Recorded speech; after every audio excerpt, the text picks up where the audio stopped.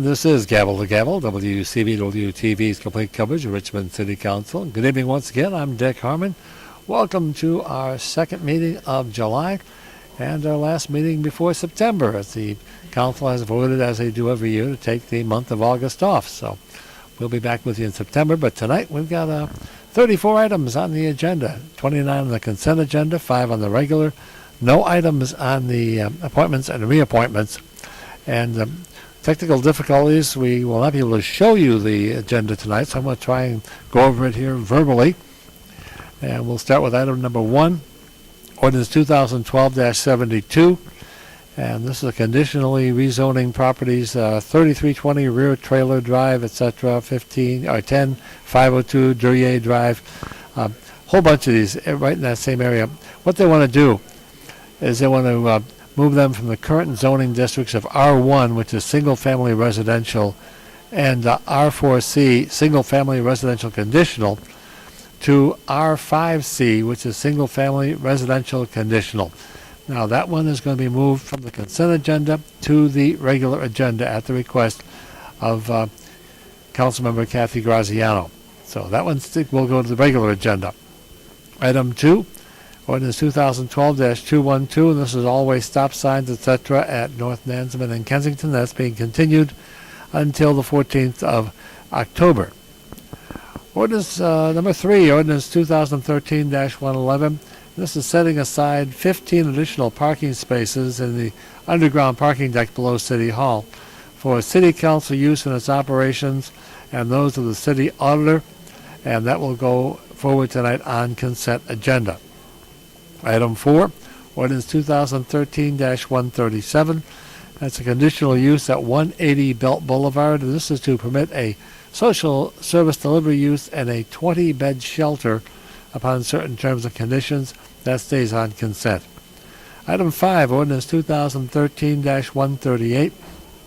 And this is accepting $138,882 from United Way of Greater Richmond and Petersburg, and that'll appropriate that to Department of Social Services for funding a maternal, infant, early childhood home visiting grant program.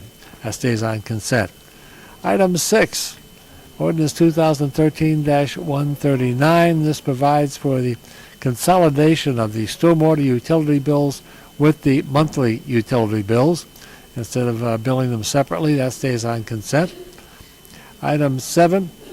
And this is basically a reappropriation of funds, ordinance 2013-140.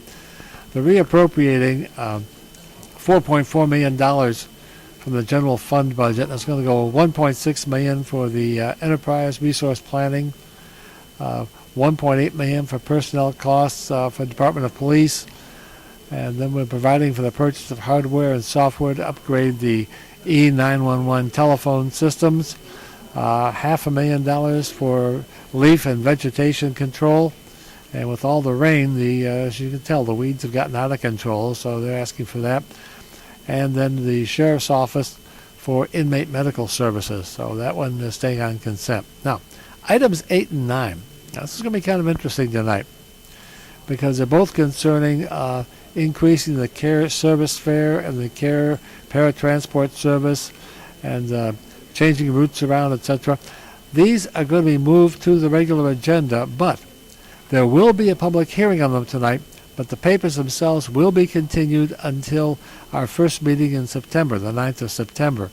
There is a third alternative now. There have been 2 alternatives so far, and there's a third one that's been put forth by GRTC, and they want to give a chance to give that one complete study before they make a vote on it. So those who are down here to speak tonight can do so. However, there will not be a vote taken tonight. There will be another public hearing on the 9th of September, and a vote should be taken at that time. So those 2 items will be moved to regular agenda, open hearing, but then no vote. Okay, item 10, ordinance 2013-145. This is providing for the operation of commercial area revitalization, the CARE program. Item 11, ordinance 2013-146. And this is continuing the Economic Development and Housing Loan Fund Program. Item 12, ordinance 2013-147. Continue the operation of the extra commercial area revitalization effort program in the Belt Boulevard and Upper Hull Street commercial corridor. Item 13, 2013-148, administering the citywide revolving loan program. Item 14, ordinance 2013-149. That's an agreement for the purpose of providing the authority, and that's the Economic Development Authority, to serve as the administrative agent of loans made through the Contractor Assistance Loan Program. That stays on consent. Item 15, ordinance 2013-150, and this is continuing another Economic Development Revolving Loan Fund Program. Now, item 16, this is ordinance 2013-152. It's accepting $195,000 from VDOT for the Belmont Street Phase 3 portion of the project. This is basically going to be the intersection of Belvedere and Canal Streets. That stays on consent. Item 17, ordinance 2003-157, accept a deed from the school board conveying 122 West Lee Street to the city. Item 18, ordinance 2013-158, accepts $600,000 from Virginia Department of Housing and Community Development, and that is for the purpose of providing a grant or loan to either, well, it's basically going to be going to Lee Street Armory at 122 West Lee Street. That's as I understand it right now. That could be subject to change. Item 19, ordinance 2013-159. This designates and establishes 1610 4th Avenue as an official city park named Louise Kane Park. Item 20, ordinance 2013-160. And this provides a site for the Department of Parks, Recreation, and Community Facilities offices and department storage at 1209 Admiral Street for a period not to exceed 5 years. That stays on consent. Item 21, 2013-162. This concerns emergency medical services and fire prevention services for special events. Imposes a $35 per hour per employee fee for services at special events, and that is for this year. Now, starting next year, July 1st, 2014, it would amend and reordain and set forth the city code to change it from $35 to $45. That stays on consent. Item 22, declares surplus and directs conveyance of 122 West Lee to the Economic Development Authority. Item 23, ordinance 2013-165, and that's for the development and administration of the Forest Hill Avenue Improvement Project. That stays on consent. Item 24, this is Resolution 2013-R145, and this is an amendment to the city's zoning ordinance to change the composition of the Urban Design Committee. That's being continued till September 23rd. Item 25, Resolution 2013-R155, that requests the Chief Administrative Officer to cause to be conducted a study of zoning district maps in such areas to determine if zoning classifications for the Carver community are appropriate. Item 26, Resolution 2013-R156, that's the development of the document entitled Carver Neighborhood Plan. That's expressing the Council's appreciation to the Carver Area Civic Improvement League and VCU, Department of Urban Studies and Planning, and Storefront for Community Design for their participation in the development of this document. That stays on consent. Item 27, Resolution R213-R158. This is going to be clarifying deadlines under Rule 3C relating to the introduction of legislation. That stays on consent. Item 28, approve, this is Resolution 2013-R158. This is for the purpose of clarifying deadlines. Item 159, rather, is to approve the Chimborazo International Baccalaureate Program and authorizes $191,090 from the Innovation and Excellence in Education Special Fund for that. Item 29 requests the mayor to identify public and private sources for funding for the needed improvements to Kanawha Plaza Park. That one's being continued till September 23rd. Now, on to the regular agenda. So there's a lot happening tonight, but most of it's going to be consent. Now, moving to the consent agenda will be item Ordinance 2013-136, that's a special use at 2007 Brook Road for constructing multi-family residential buildings containing up to 103 dwelling units and student housing units. That's going to move to the consent agenda. Item 31, Ordinance 2013-144, and this amends and reordains code concerning designation of and changes to routes for the motor bus system and interurban buses for the purpose of removing the requirement for council approval of the designation or changing of such routes. That's going to be continued until the 9th of September. Item 32, this is purpose of providing natural gas peaking service for the Department of Public Utility customers. That's being moved over to consent agenda. Item 23 concerns community development block grants. And that's this is going to be moving some money around, reappropriating unexpended funds, relocating projects for funds for various projects. That's continued till the 23rd of September. And finally, item 34. Ordinance 2013-161 provides that real estate tax revenues from former school properties the city has sold be set aside for the operation of the school board of the city of Richmond. That's being continued till September 23rd. Whew. Now, let's see what we've got.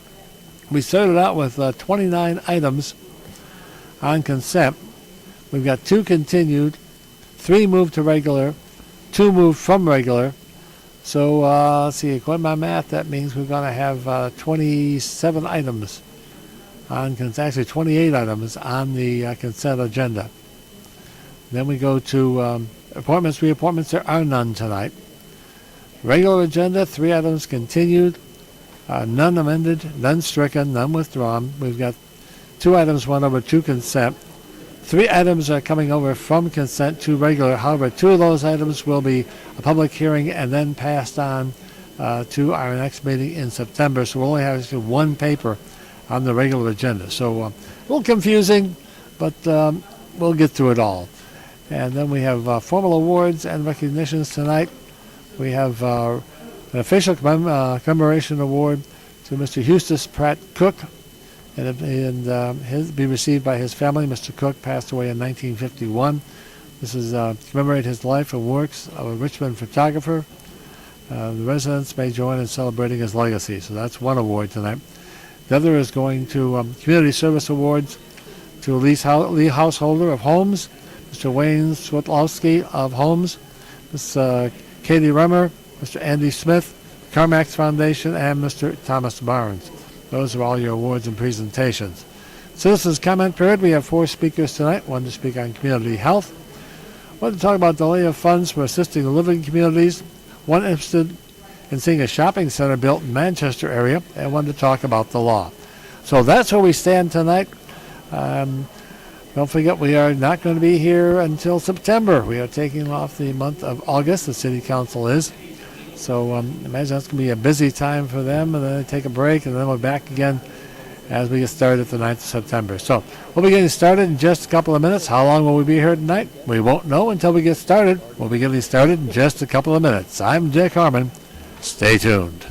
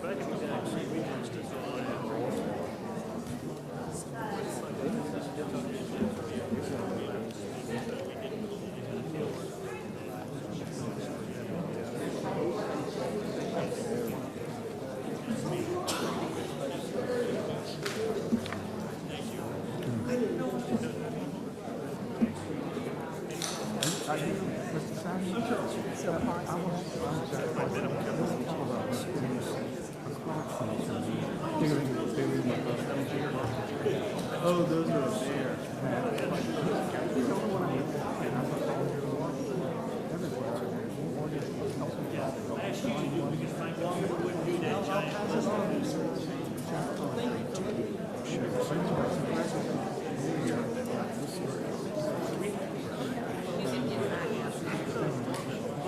Yeah, thanks. I appreciate it. It's nice meeting you.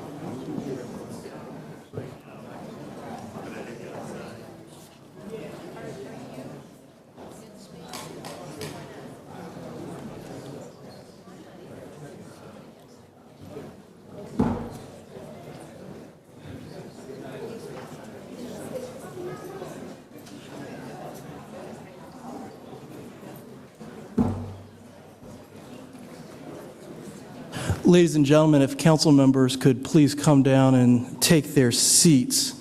It's just about 3 minutes after 6 o'clock. We have a majority of council in the room. I'd like for them to come down and we will begin in just a moment. All right, ladies and gentlemen, the meeting will now come to order. At this time, we will stand and an invocation will be given by Samuel Patterson, liturgical minister at Holy Rosary Catholic Church. Thank you, Mr. President. Oh God, we come to offer up a word of thanks for your goodness and your mercy. As we come together to promote the well-being of the people of Richmond, bless the process as well as the product. Give us a blessing so that our words and action are in one unity, and that we are all able to listen to each other. And in so doing, we shall, with good heart, walk in hand to face the future and continue to give us the wisdom and courage that we need. And it's your precious name we pray and give thanks. Amen. Amen. At this point, we'll recite the Pledge of Allegiance. I pledge allegiance to the flag of the United States of America and to the republic for which it stands, one nation, under God, indivisible, with liberty and justice for all. You may be seated. At this point, the Chamber Emergency Evacuation Plan announcement and the Citizen Speaker Guidelines will be given by the clerk. Upon activation of the emergency alarm systems, all persons should immediately exit the building.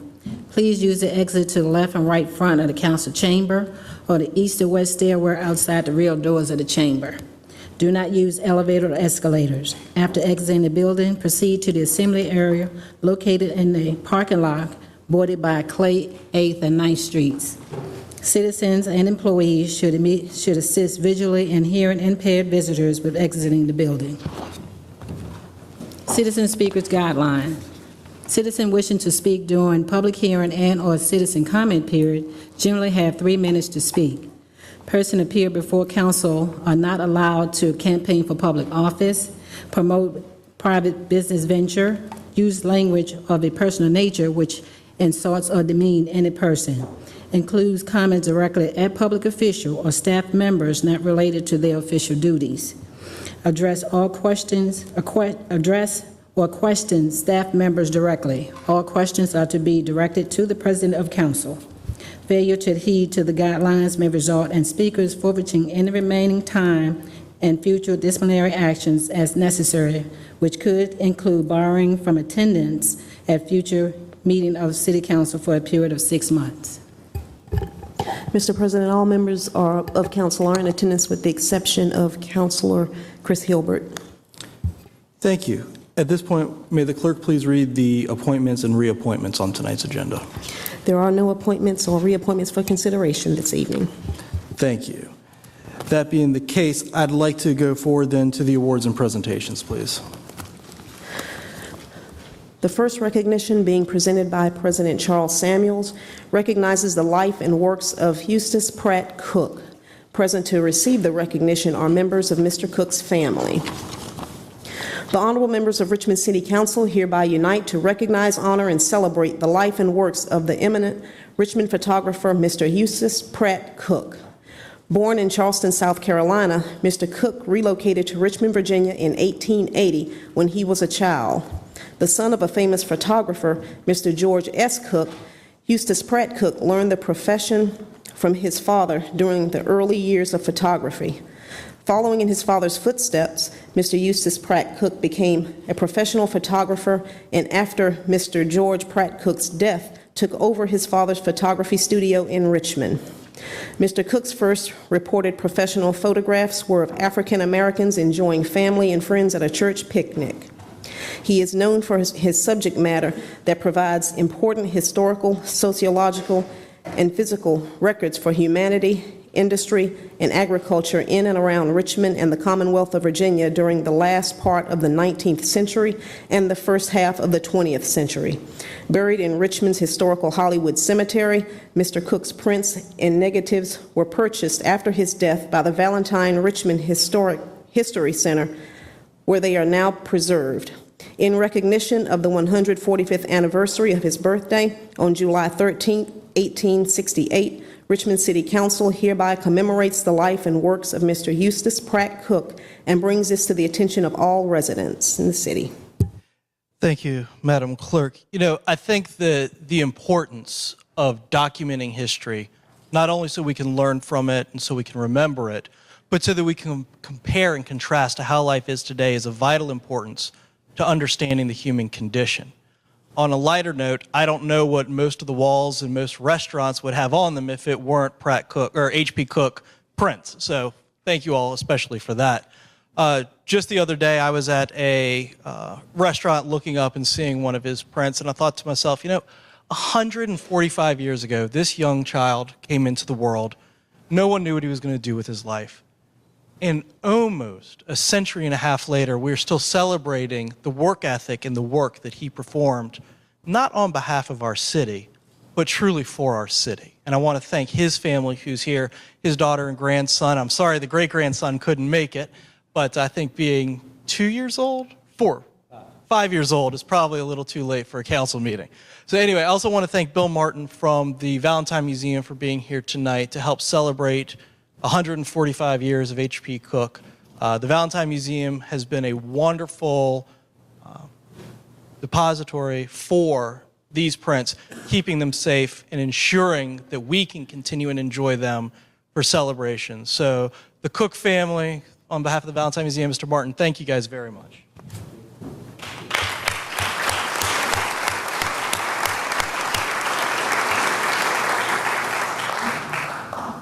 Would you like to say any words? Well, I would just thank council for this recognizing my grandfather's work. I'd never actually got to meet him. He died 9 years before I was born. But I've gotten to know his work very well. And the Valentine Museum, I thank that museum for restoring the work and preserving the work. And thank you all very much for this occasion. Thank you. Thank you.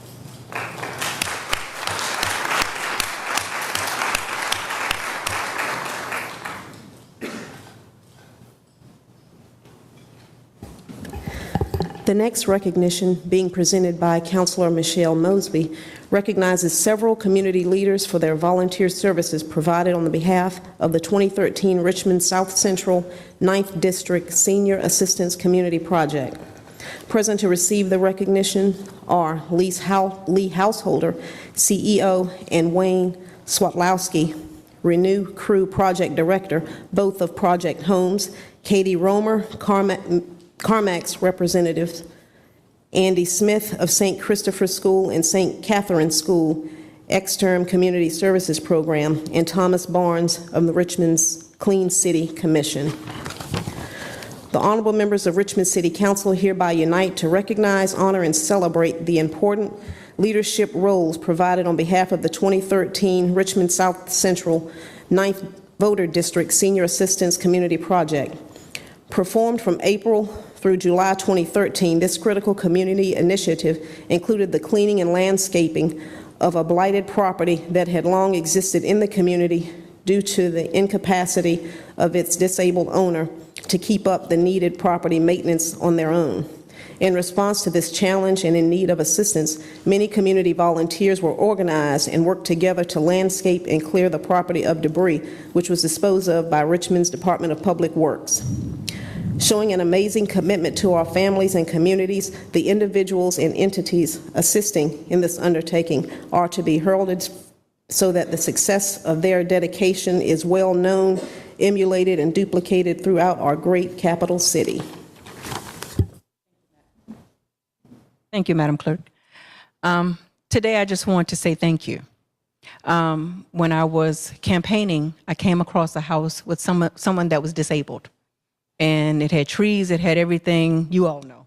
But for you all, I'm going to paint the picture. It was.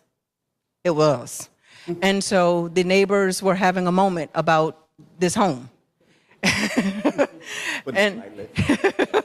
And I met with Lee Householder of Project Homes, and I was just talking about the house itself, and he said, I want to help you.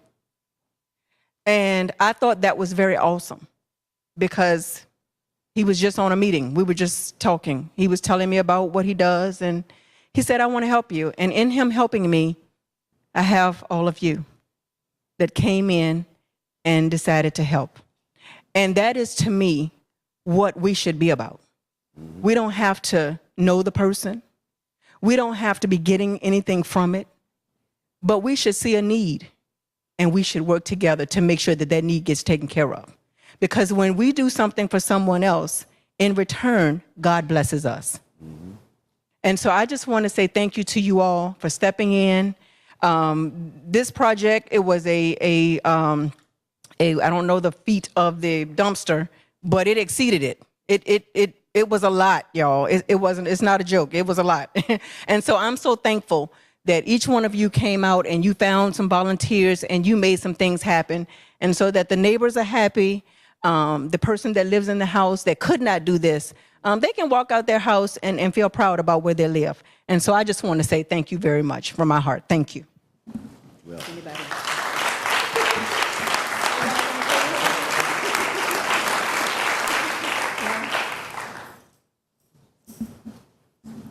Good evening.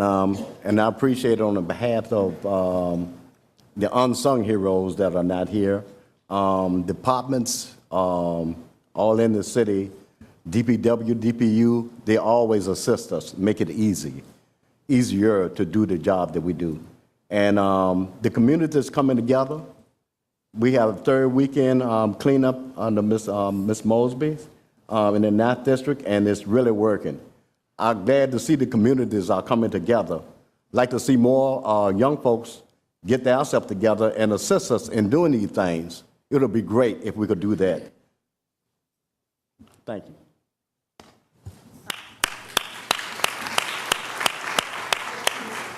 I just need to say that CarMax was involved. I don't think it would do justice without calling your name. Thank y'all so much. And Mr. Barnes from our Clean City, thank you so much.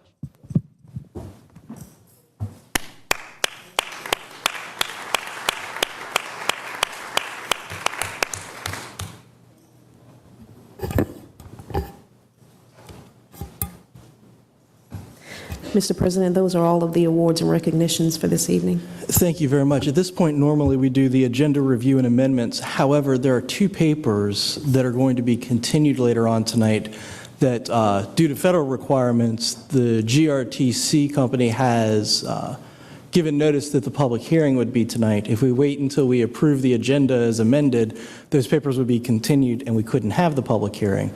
So at this point, what I'd like to do is have everybody who is here to speak on the following papers. And those papers are paper number 8, which is ordinance 2013-141, and paper number 9, which is ordinance 2013-142. These are the two papers dealing with the care service fare and the care paratransit service. If anybody is here to speak in opposition to either of these papers, this would be the time for the public comment on that. And I'd ask that those folks here to speak in opposition, everybody has 3 minutes. We have 30 minutes total for opposition to speak. If you all would come down and line up so that we can give you all as much time as possible on that, I'd appreciate it.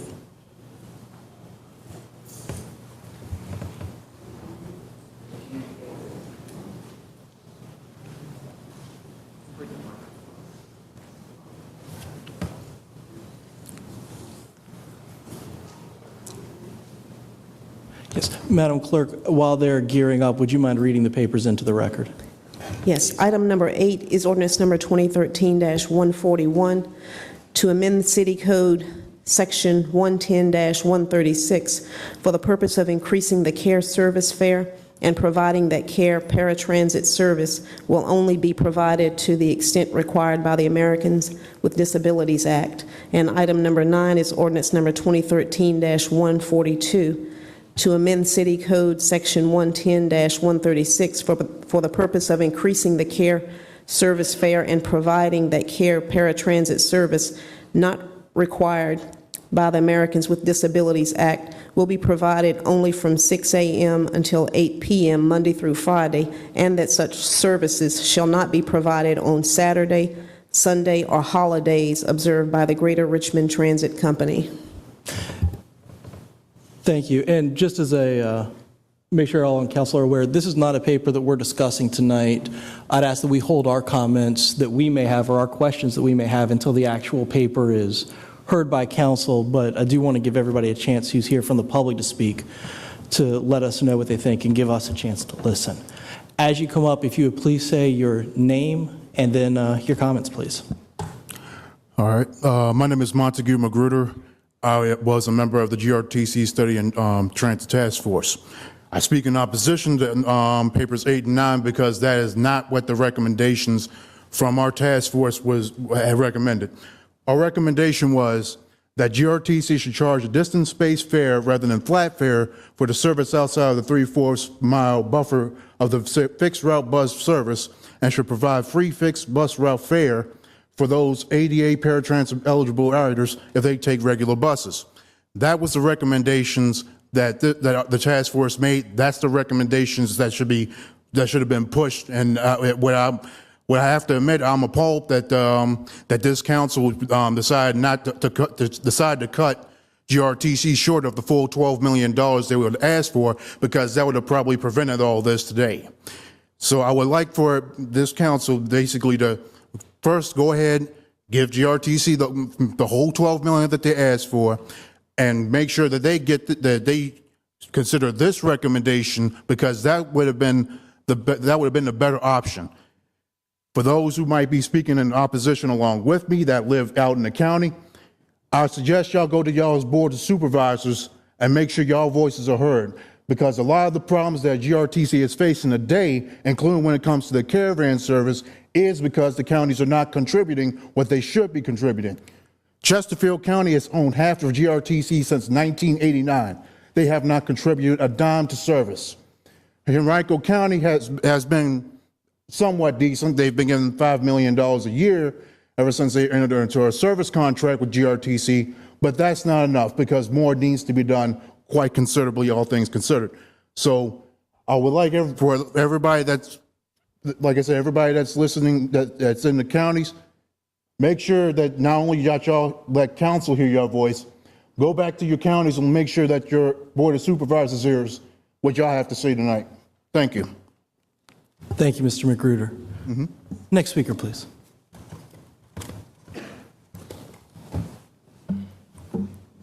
All right, Moments Council. My name is Timothy Grantham. I'm a disabled senior and a resident of the city of Richmond. I'm coming here to speak on the proposed fare changes and service changes. As the ADA was created to provide benefits for us disabled citizens, I find it really unreasonable to think that the council is considering raising the fares by about 20% on a regular trip and about 140% with the $6 change. As you might know, transportation is an important issue in our being able to reassimilate in society, and going up on transportation costs as all other costs go up seriously affects disabled citizens. We would like for you to think outside of the box. There are other options that are available to other than raising the fare 20% and in other cases 140%. If you start eliminating services, you're going to have a domino effect. We as disabled citizens are working and use the service to provide us additional income and employment. So by changing the mandates and restricting or eliminating services will seriously affect our participation in getting back into the mainstream of society. So please consider thinking out of the box. There are other options available. And if I could just leave one, a give back option. You have a lot of administrators running this service that might want to give back a portion of their salaries and or benefits that we might not have such a shortfall in areas such as this. So in closing, I'd just like for you to consider not raising the fees or not eliminating services. Thank you very much. Thank you, Mr. Grantham.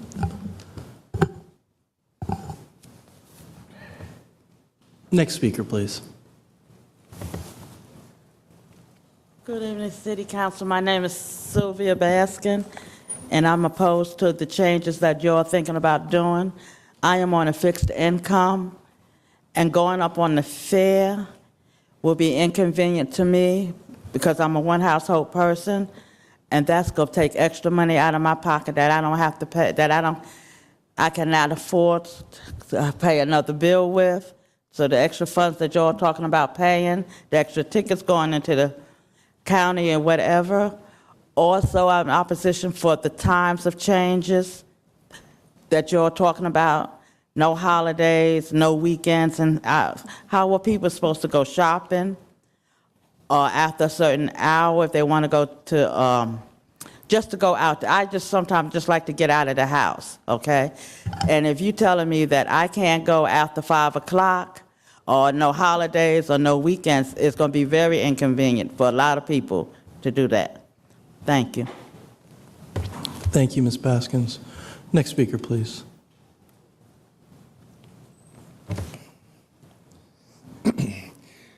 Yes, my name is Ronald Cutcho. I'm a citizen here in the city of Richmond.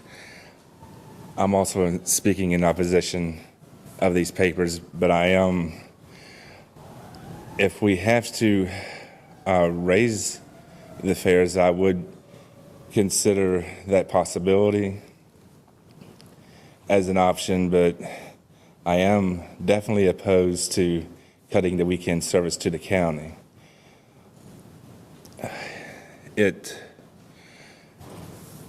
As the first speaker mentioned, there are other alternatives out there that you folks should have a look at. Thank you for your attention and time this evening. Thank you. Thank you, Mr. Khashoggi. Madam Clerk, would you mind pulling the other microphone for this gentleman?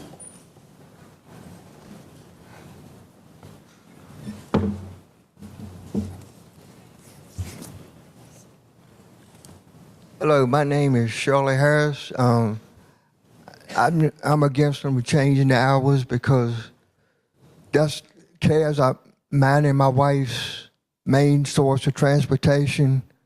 We live by ourselves. We have our own place, but anyway, that's our main source of getting around. It's getting to the doctor and grocery store and everywhere. And if they change the hours, we're not going to be able to do that. Go out on the weekends or whenever we need to go. So I just want to say I hope you can keep it the same and don't change it. Thank you. Thank you, Mr. Harris.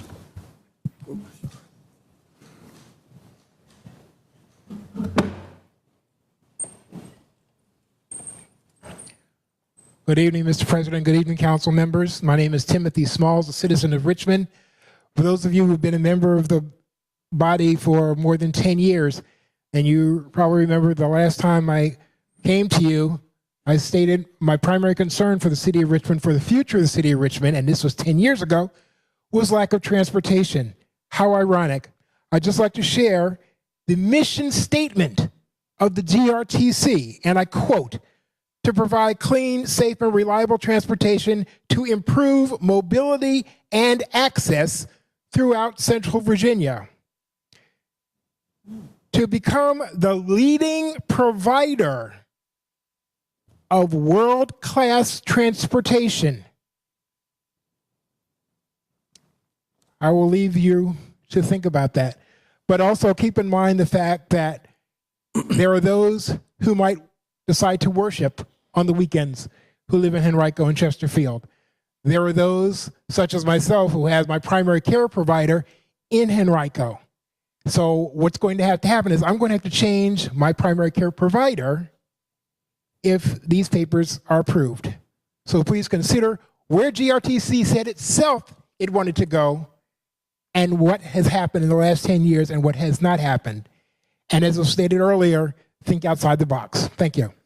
Thank you, Mr. Smalls. Yes, ma'am.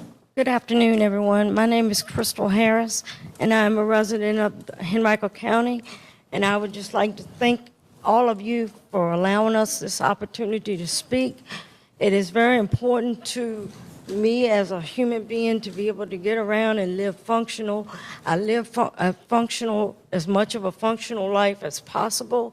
I work in the city and live in the county, and my husband and I live alone, and we try to be as independent as we can possibly be. And cutting this service and cutting these hours would just make it really devastating for our life because, you know, we try to do everything we can to not have to depend on other people. Okay? So, and I just want to thank you all for what you've done. And I'd really like to see Chesterfield, the city, and Henrico be able to work together to pull this thing together to make it work for every one of us that's involved.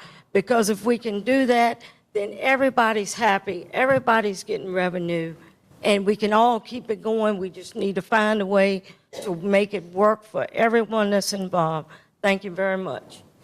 Thank you very much, Ms. Harris.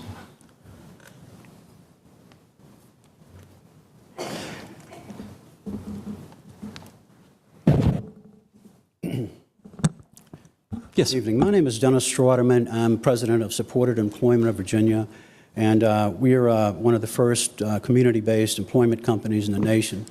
And I'm here to speak to an opposition to these changes, mainly to the impact it would have to an employment of people with severe disabilities. In the early 80s, right here in Richmond, Virginia, a model was developed for people working in the community that spread across the nation, and in the mid-80s became a federal initiative. And then training was done for companies, for countries as far away as Japan and throughout the world, and even Australia. Through specialized services, people who had never had the opportunity to work before in the community were able to go out, and through newer residential programs were able to live and work in the community. One of the reasons why, in some of the different training sessions that we did, since we were in the center of this change, people would ask, well, why are things working so well in Richmond, Virginia? And one of the reasons was because of the paratransit organizations that we had here. We were a model for the nation and for the world. We were at the leading edge of change when it came to that.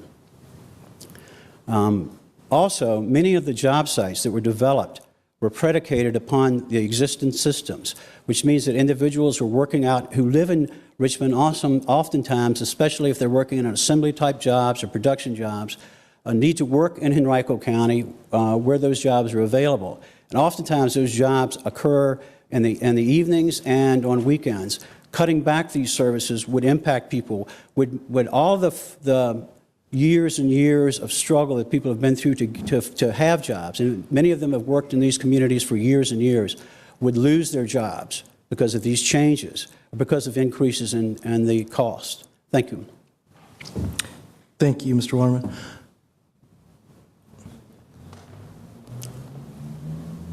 Good evening. My name is Brian Montgomery. I'm a Henrico County resident.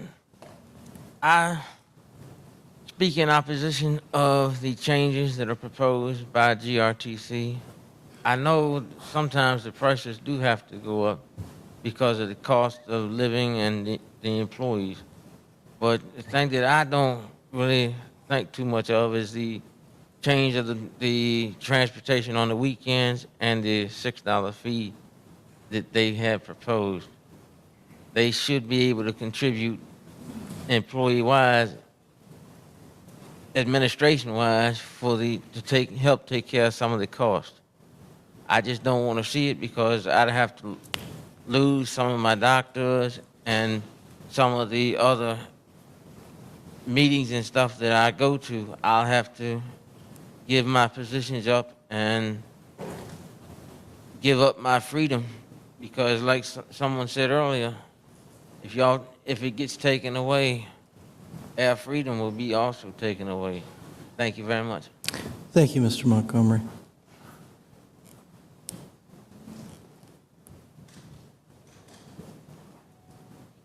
Yes, please.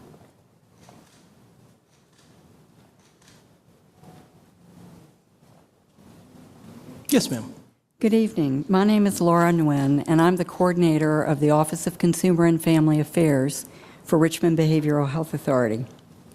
RBHA, for those in the room that don't know, is the public entity that is responsible for providing behavioral health and developmental services to the citizens of Richmond.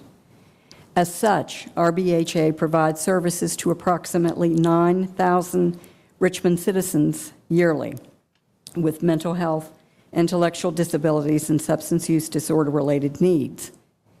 Many of the individuals receiving services at RBHA have limited incomes, very fixed incomes, and rely on public transportation. More specifically, many rely on the care services because they are unable to access GRTC's regular bus services. In RBHA's Intellectual Disabilities Division alone, there are 125 individuals, adults and children, who use care as their sole means of transportation in order to access the following: employment, after-school programs, medical services, recreation and social activities, and routine daily activities such as grocery shopping. If these proposed cuts to care are made, many individuals will be unable to work and/or to have access to attend programs specifically designed to allow them full participation within the community. We respectfully request that you consider not increasing transportation fare rates and maintaining all existing non-mandated care services to include the weekend services within Metro Richmond area. Thank you for your time and your consideration. Thank you, Ms. Lynn.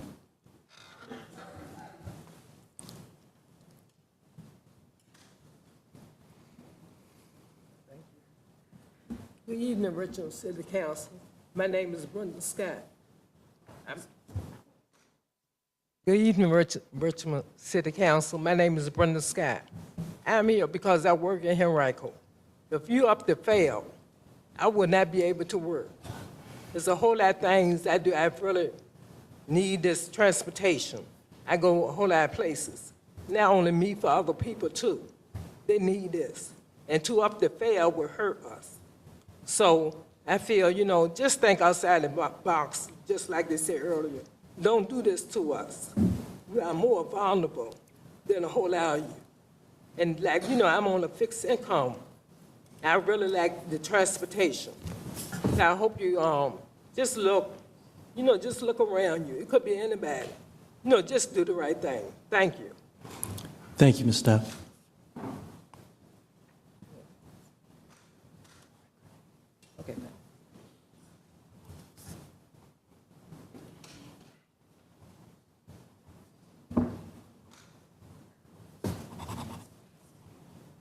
Good evening, City Council. My name is Glenna Craig, and I am a resident of the city of Richmond. I thank you for your time to listen to all of us this evening. Please do not cut the services to Henrico County. I do not have family here in the Richmond area. I am originally from New England. I have been here 28 years. I work 2 jobs. So the only time that I have free when I'm not working my second job is on the weekends to be able to go to Henrico County, because unfortunately the city of Richmond doesn't have that many malls to choose from. So please reconsider taking away our rights to go to the malls or anywhere else on the weekend or wherever we need to go, because we are taxpayers as well as the rest of you. And thank you for your time. Thank you, Ms. Crane. Yes, ma'am. My name is Inga Horowitz, and I'm a retired professional in the disabilities field. I've stayed in touch with some of my former clients, and I'm advocating for them and all the others whose numbers have been given to you. I'm aware that this cutback and the increase in the fare is really not the fault of the city of Richmond. It's because the counties are not pitching in and doing their share for their citizens and for their businesses. As the speaker before me mentioned, Willow Lawn will suffer. So we need to reach those county businesses and let them know what's happening so they can put some pressure on Henrico County. And I heard tonight that Chesterfield isn't contributing anything. They're using federal funds that are certainly not adequate to cover. So my message is, can we create, first of all, we need to do something about this increase. It cannot go through, and the cut in services simply can't. We have to do something. But can we create a regional transportation authority? And if the counties are afraid that extending the GRT bus lines will bring crime into the counties, because they're not allowing the buses to come to the more upscale neighborhoods and upscale shopping centers. I think you may be aware of that. They're afraid of crime. And maybe, like Boston and New York and Philadelphia, it would be possible to put transit police in uniforms on buses. And of course, extend the GRTC bus routes so that they will go on weekends to St. Mary's, to Short Pump Mall, to Regency Mall. They don't today. You have 30 seconds. Okay, thank you. Thank you very much. At this point, are there those in favor of this? Oh, I'm so sorry. I see one more in opposition. Great. Folks, if you'd be so kind as to form a line. That's if I didn't know that you were there for it, I apologize. Go ahead, ma'am. I'm sorry. My name is Karen Akers, and I reside in the 9th District. I just came to ask that you sincerely consider not cutting the routes and the times and the extension. I work with the Department of Rehabilitative Services, and one of my primary concerns is employment. I personally know people that will not be able to continue in employment if these cuts are made in the service extension. And I know of others who have opportunities where the caravan goes now, and they would miss those opportunities if this were to happen. On a brief note, and I think very important. I used paratransit for 10 years in another city, and it basically launched my whole life. I mean, it was the means that I had to begin my college career, my professional career. I used it to go to school, internships, jobs, and sometimes even some fun. But now I'm able to contribute back, and I would like to see the same opportunities for the people that I'm working with to help them become employed. Thank you so much. Thank you very much.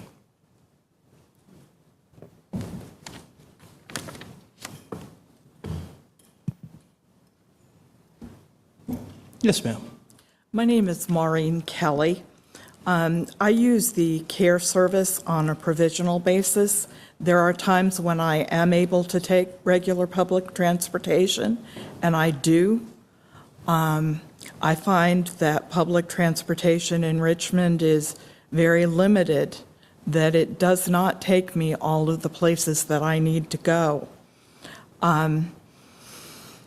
I use it for doctor appointments, employment, 12-step meetings, Al-Anon and others, educational opportunities, laundry, groceries.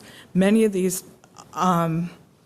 activities of daily living I am not able to carry on the regular bus. And if the services are cut on nights and weekends, it's going to seriously limit my ability to take care of myself independently.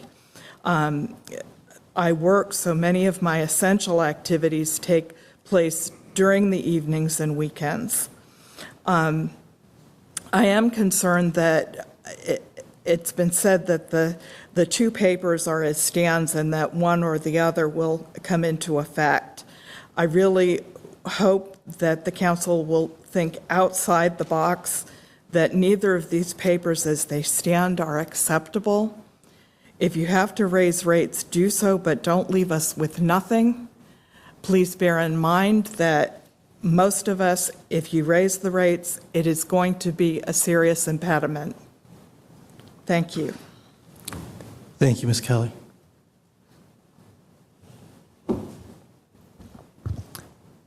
My name is Chris Dorsey. I'm speaking in opposition to both ordinance number 2013-141 and ordinance number 2013-142. First of all, just to get the most important part in first, these services should be free at all times. The city of Richmond has $10 million to give away to a multi-billion-dollar professional sports team and healthcare provider. $10 million to give away to Altria, Philip Morris. Money to give away to multi-billion-dollar law firms. But the citizens who pay the taxes and the citizens who are in the most need of support, they get the double whammy of not only cutting services but raising rates. Those things, they shouldn't be legal to go together. You got to do one or the other. You either have to, raise the rates and add more services, or cut the rates if you're going to take them away. But that's just the basic issue and problem that everything this government and the state government and the federal government do. They abuse the people who most need help, and it's not like they need help and a free handout, because these, the people who are using the service are paying taxes. They're already paid into the system, and again, this is services for the citizens, and I never see it fully funded. I always see rates raised and services cut. Water rates raised, water services cut. Rates for the bus, for the GRTC bus line. This happened a few years ago, when the rates were raised and the services were cut. And if we can't take care of people's basic needs, then what good are any of you? This is a basic need. This is not a privilege. You have This is 30 a right. Please begin to summarize. Thank you. I'll summarize by just repeating myself again. This is not a privilege. This is a right. It is a right for the citizens to be able to get from point A to point B. We've already paid for it. We see what y'all are doing with the money that's not helping the people in any sort of way. So I advise that you all start doing the exact opposite of everything that you do. Thank you very much. Thank you. Folks, unfortunately, council rules don't provide for applause during this period of time. I'm trying to hold by the rules for everybody, both when something popular and unpopular is said. So if you guys could please hold your applause, I'd appreciate it. At this point, are there any of those in favor of either of these two papers? Seeing none. Thank you all so much for coming down tonight and letting us know your thoughts on these two papers. We really appreciate it. And I've taken over 2 pages of notes, or a page and a half of notes here on what each of you said summary-wise, and I'll be looking at it as we go into the August recess and then come back up with these papers in September. Thank you again very much. Madam Clerk, at this point, I believe the appropriate item on our to-do list is the agenda review and amendments.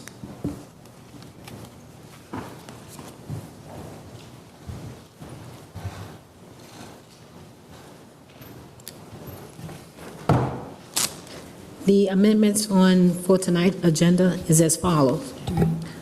Item 1, ordinance number 2012-72 has been moved to the regular agenda.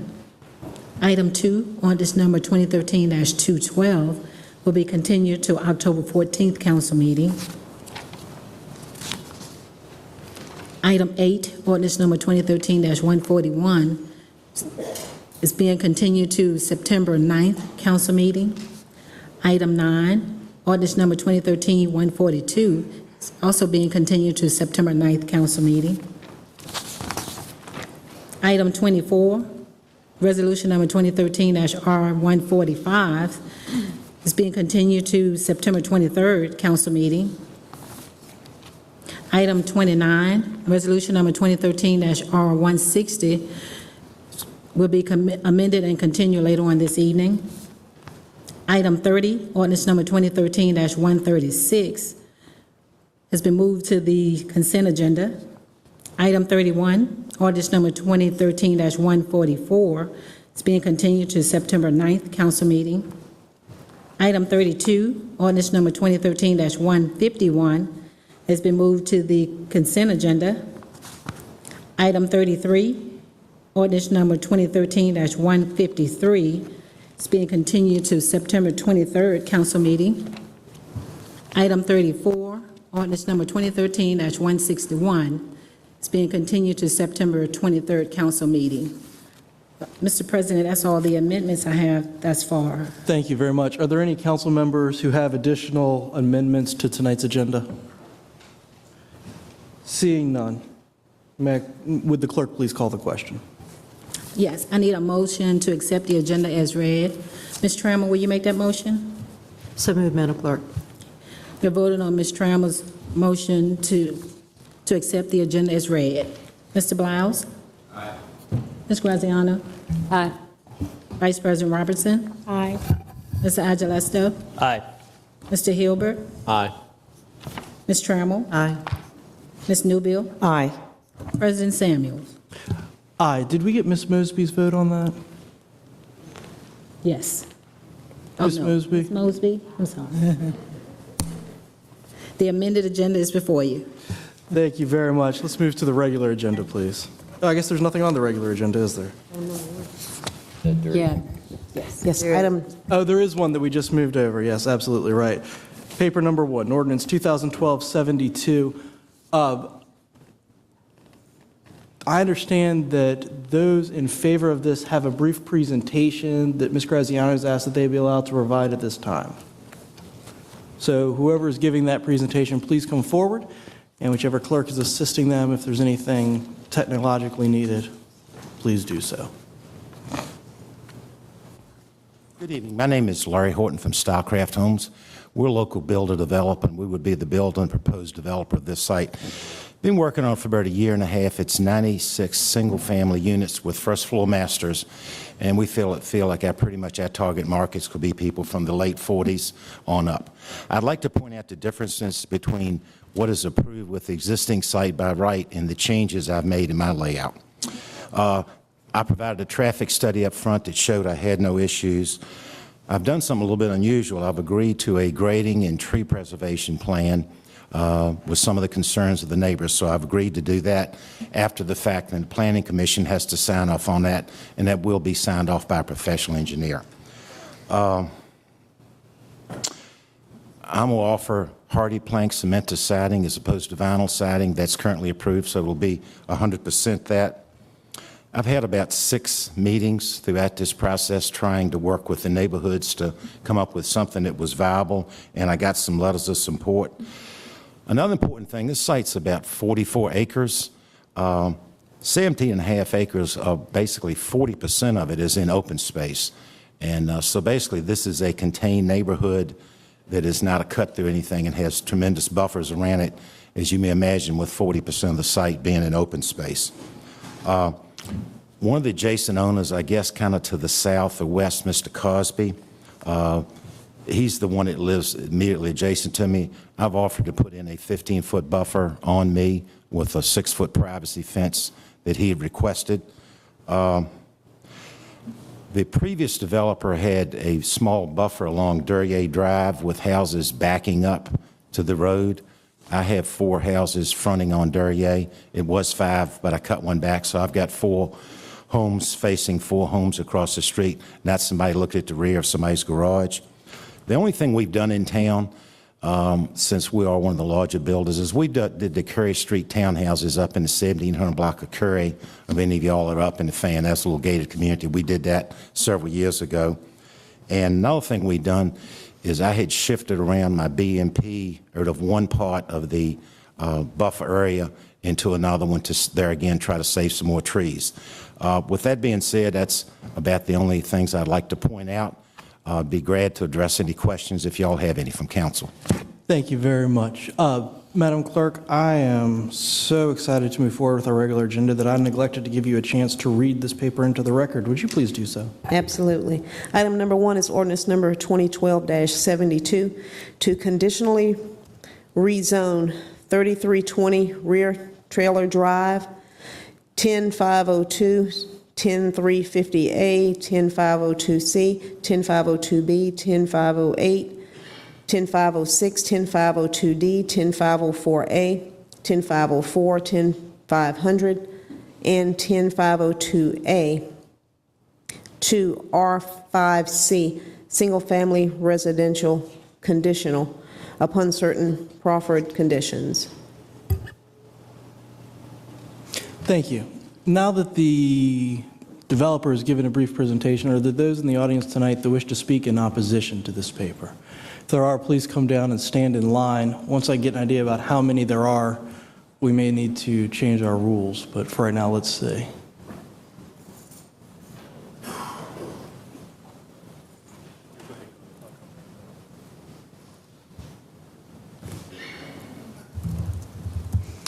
You ready? Please come on down. I count less than 10. The rules of council are 30 minutes in favor, 30 minutes opposed, 3 minutes per person. If we have 20 or 30 people on one side, I have to limit the amount of time each person gets to speak, but I think we're going to do just fine. Okay. Good evening. My name is Louis Broom. I live at 10350 Duryea Drive. This property is adjacent to the proposed development. I am speaking against the current version of the ordinance. 2012-72. Hugh McMillan is a neighbor of mine. He's been leading this fight for the community, and he has asked that I read a letter that he sent to council dated July 22nd, asking for a continuance. So, reading Hugh's letter because he could not be here tonight. The letter reads, I'm writing to request your continuance rather than approval, ordinance 2012-72 at this time. The reasons For over a year, the neighborhoods surrounding the proposed development have been trying to effect an improved development plan. The ordinance proposes rezoning to R5C, a 44-acre site, part of which was rezoned from R1 to R4C in 2008, but never developed. In addition, the developer requests approval to double the number of houses from 51 to 102. The neighbors oppose this plan as unsuited for this site primarily because of the number of proposed houses, which, one, are incompatible with the surrounding homes in R1 and R2 zones, and two, result in destruction of extensive woodlands and stormwater runoff into protected streams which empty into the James and the Chesapeake Bay. Reason number two, despite enumerating our concerns in 5 letters to the developer and requesting meetings to reach agreement on this proposed plan, the developer's response has been to present his plan on a take-it-or-leave-it basis on 2 occasions. Over the year, the number of proposed houses, our principal concern, has changed little. The developer has made no effort to sell his plan to the neighborhoods, or has he garnered significant support. This is abundantly clear in a survey we conducted on this project in late May 2013, to which over 150 neighbors responded without a single vote in support of this project. Reason 3, only in the past month has the developer, at the insistence of the planning commissioners and staff, added 2 proffers, number 17. You have 30 seconds. Please begin to summarize. Okay. In the ordinance addressing the impact of the plan by giving the Planning Commission the power to review and approve tree preservation and grading plans prior to approval. So we are asking for a continuance of this. We don't feel like we've been given enough time to work with the developer, and these new proffers, we believe, have not been fully addressed and defined to our satisfaction. Thank you. Thank you, sir. Did you want to submit that letter to the record? Yeah. Okay. Sir, while he's doing that, come on down. You ready? Yes, sir. Good evening, council members. My name is Bruce Berryhill. I'm a citizen of Richmond and a member of the Hobby Hill Neighborhood Association. I represent many of my fellow homeowners who could not be here tonight. So when you see me, you're not just seeing one person, you're seeing a whole lot of people. What we are concerned about is the fact that council has not addressed the safety issues of Duryea Road. Those of you who received my emails today and got a chance to look at my video that I put together for you, Duryea Road at places is 20 feet wide in 3 places and 17 feet wide and 19 feet wide. If you've ever gone down Duryea Road and met a bus which has a width of 8 feet 1 inch, or a fire engine that has a width of 9 feet 8 inches, a UPS truck that has a width of 8 feet. My truck has a width of 8 feet. 8 and 8 is 16 at a 20-foot margin, which incidentally, VDOT says a roadway should be, each side of the roadway should be 12 feet, which would give us 24 feet total. So we're very concerned that you have not addressed these safety issues. If there was ever a major catastrophe that we needed our fire departments, that our ambulances, this is something that we are very concerned about. Thank you for your time. Thank you, Mr. Berryhill. Yes, ma'am. My name is Brenda Levy, and I'm the secretary of the Hobby Hill Civic Association, which is one of the neighborhoods around this development. Duryea Drive, I took a picture today of Duryea Drive, and as you can see, it's just a quiet, sort of narrow suburban street. And the only exit from Archer Springs will be onto Duryea Drive. The city traffic engineer last year said that Duryea Drive can handle up to 200 new cars a day, but it is a quiet suburban street without markings, curbs, or sidewalks. And the revised development, according to Mr. Horton just now, it would be 96 new homes. So that would mean up to 192 cars extra per day. It's a big change for this street. According to the City of Richmond Land Use Plan, page 195, the land use plan for the Huguenot District is based upon retaining the predominantly low-density, single-family residential environment of the district while accommodating opportunities for new development at key locations. The proposed development would have an R5C zoning classification, and the rest of the area has R1 and R2 zoning classifications. So it certainly introduces crowding and traffic into the area, and it does change the area. Several years ago, a developer planned to build around 50 houses in this location, and I believe the reason why it didn't go through is because of the economy at that time, but nobody objected because it would not change the neighborhood substantially. We hope that we do not have a more crowded and urban environment in this location. And thank you for your time. Thank you, Ms. Levy. Yes, ma'am. Good evening, President, council members. Thank you for the time that you've given us. We really appreciate it. My name is Patty DeBeck Bedford. I live on Duryea Drive in the Hobby Hill area. I'm the treasurer of the Hobby Hill Association. First of all, I echo, support, and agree with everything that has been said thus far.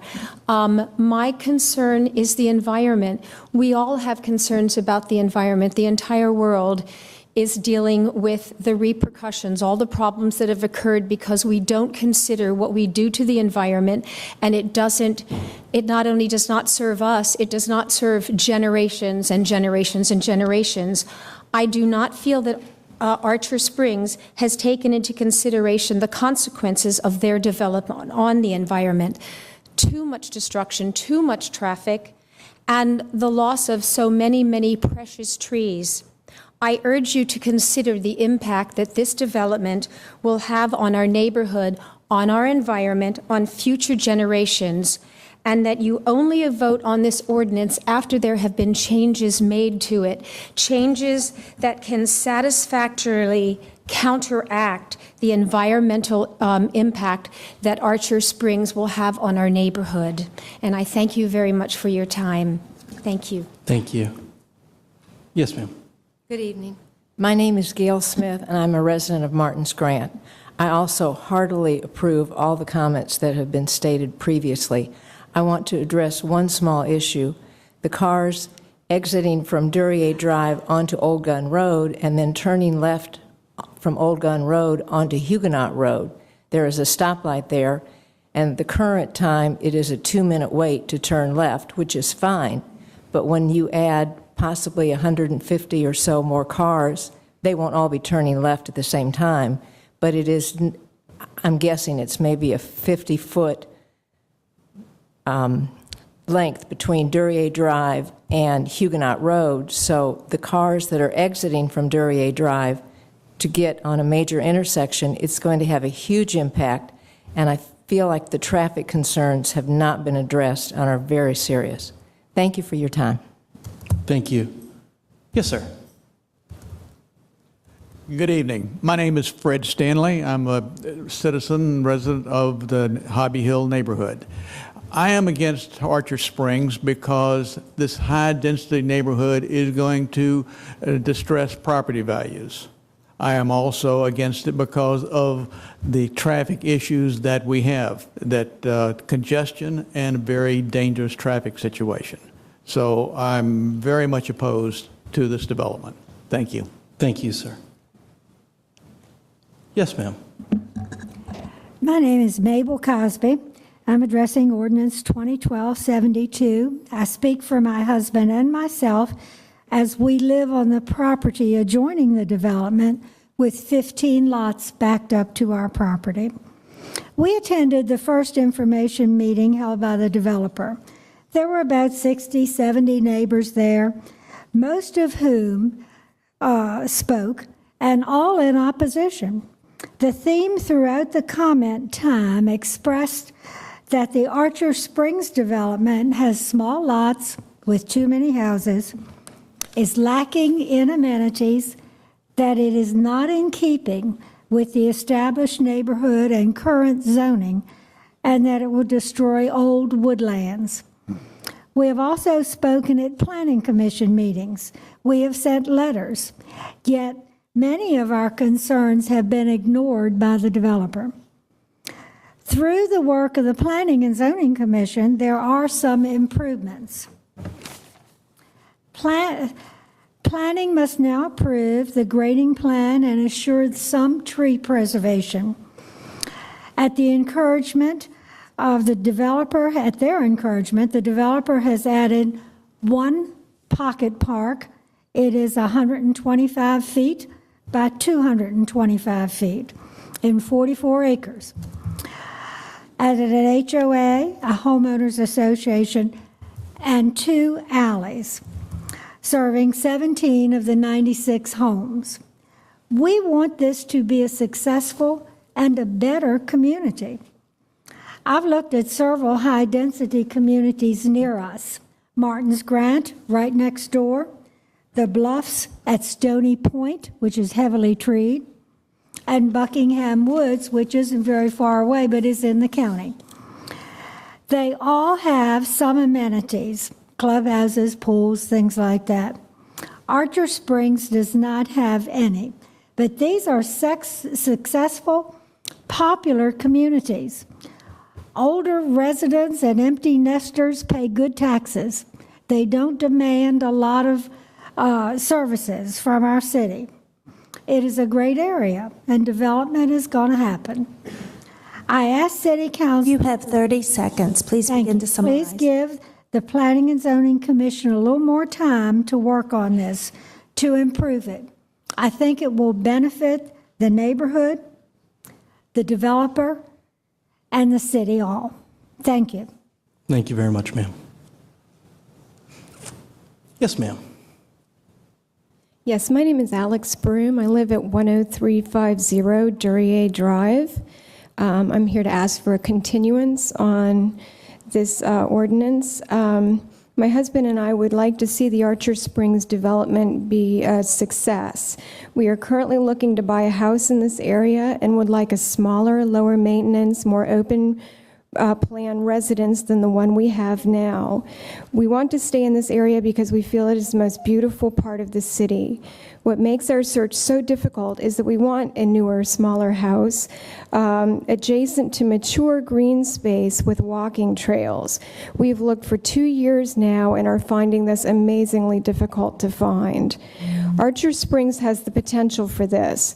The site plan does give the appearance of leaving much green space down in the ravine, but we are gravely concerned that the amount of regrading required to make the upper slopes of the ravine buildable will leave the remaining woodland and the wetland below quite compromised and subject to significant erosion and ultimately cause the death of many of the remaining trees in the ravine. This significant regrading seems to be in conflict with the city's master plan for natural resources and the Chesapeake Bay Preservation Act. For this reason, it is vitally important that proffer items number 17 and 18 be strengthened to give the Planning Commission and the City Council greater authority to influence the plans for demolition of the woods and the regrading of the slopes.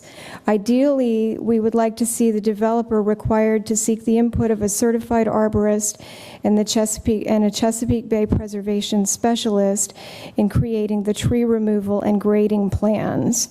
As worded now, items 17 and 18 appear to give the developer the upper hand in deciding whether or not something seems to be possible or reasonable. Additionally, the developer is given a verbal agreement that he would develop and sell off the majority of the units in the upper meadow portion of this site before beginning to excavate the wooded slope. We want to see a proffered commitment from the developer assuring that he will abide by his statement. Selling the units in the meadow first would prove the viability of the development before any of the ravine is put at risk. For these reasons, we ask for the continuance. You have 30 seconds. Please Ordinance summarize. 2012-72. In close, I would like to say that my husband grew up in this neighborhood, and currently we have 3 generations of extended family living in the immediate area. We love this part of the city for its beautiful, mature woods and close proximity to the James River. This area is uniquely beautiful within the city of Richmond, and its character needs to be preserved, just as we work to preserve the character of historic neighborhoods. With careful consideration, thank you. Thank you. Would you like to summarize in one sentence? Just one sentence. With careful consideration for the natural characteristics and assets of this site, Archer Springs could be a very beautiful and nice place to live and a unique property on this market, but we do need a continuance of the ordinance to make these proffers stronger. Thank you. Yes, ma'am. My name is Betty Mann, and I live in the Martins Grant area.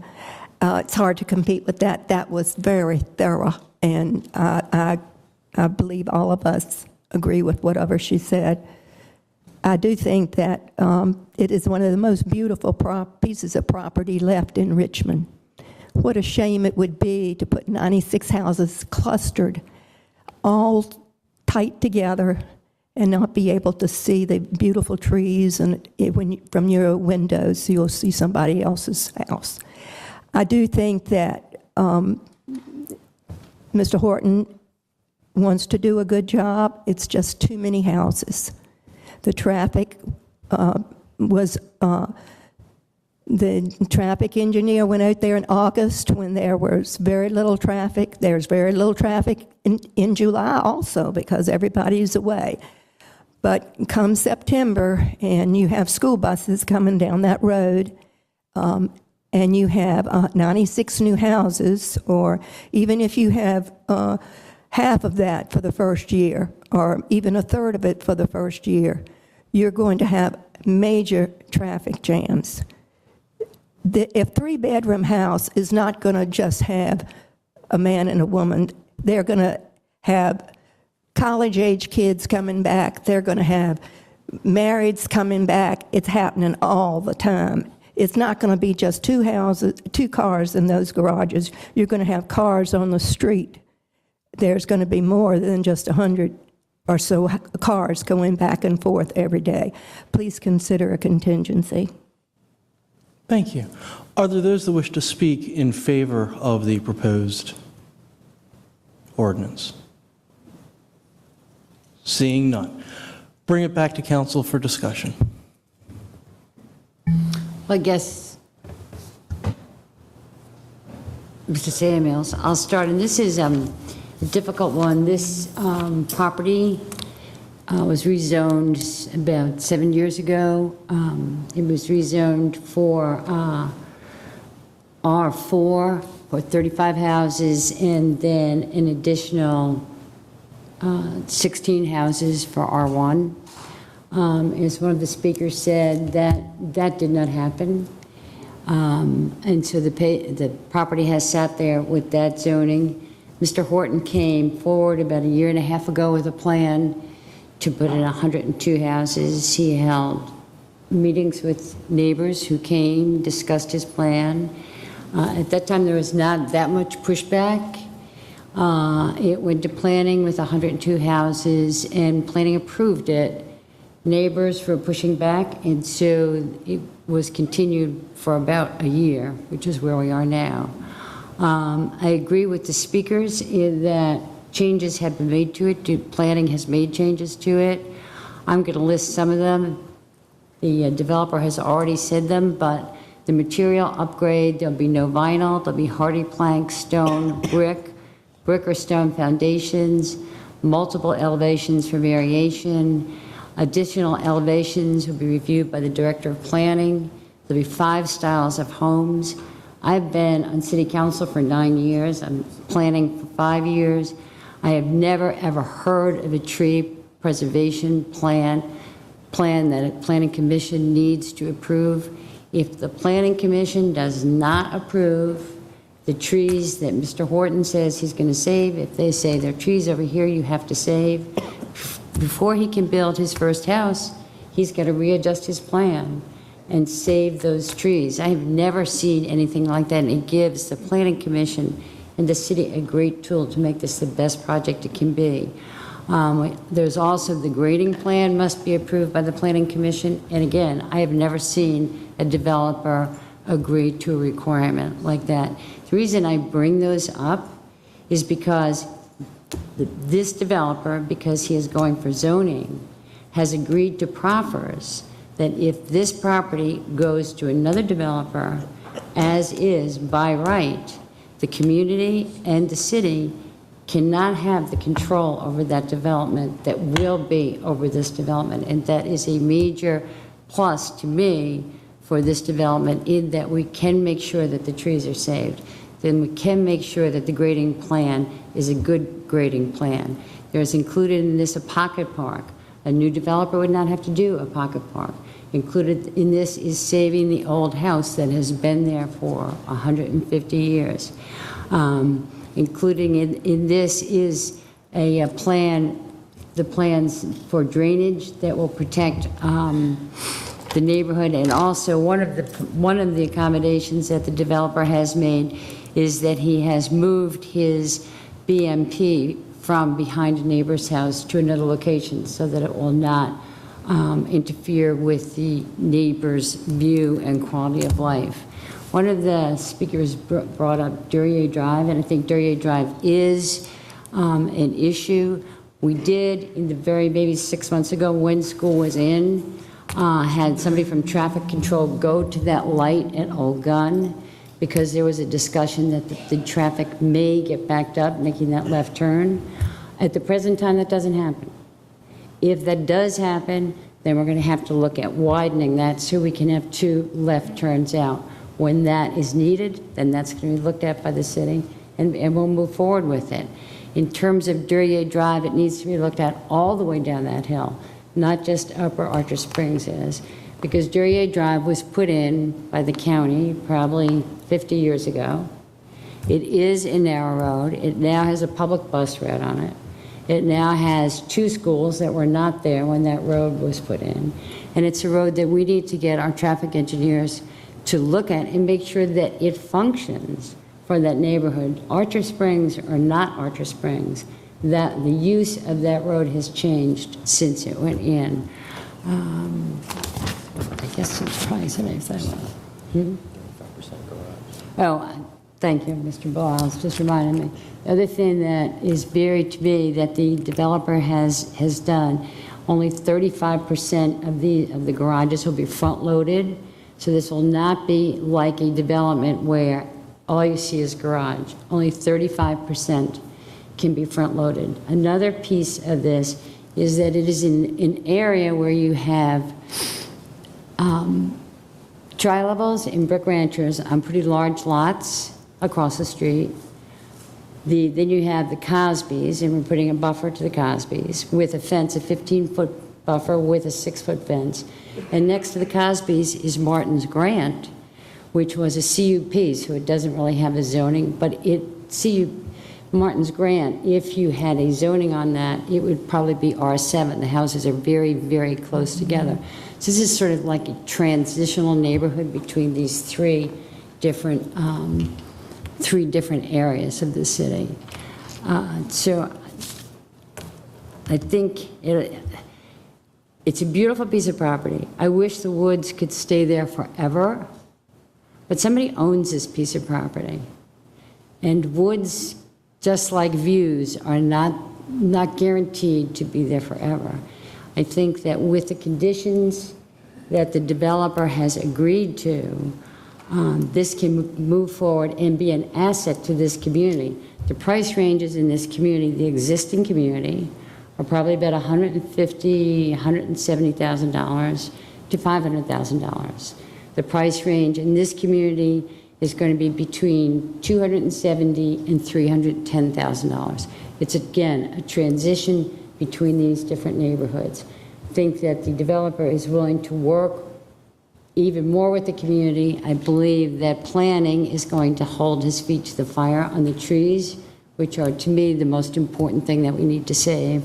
and also the grading. And so for those reasons, Mr. President, I'm going to support this, and I ask my fellow council people to support it also.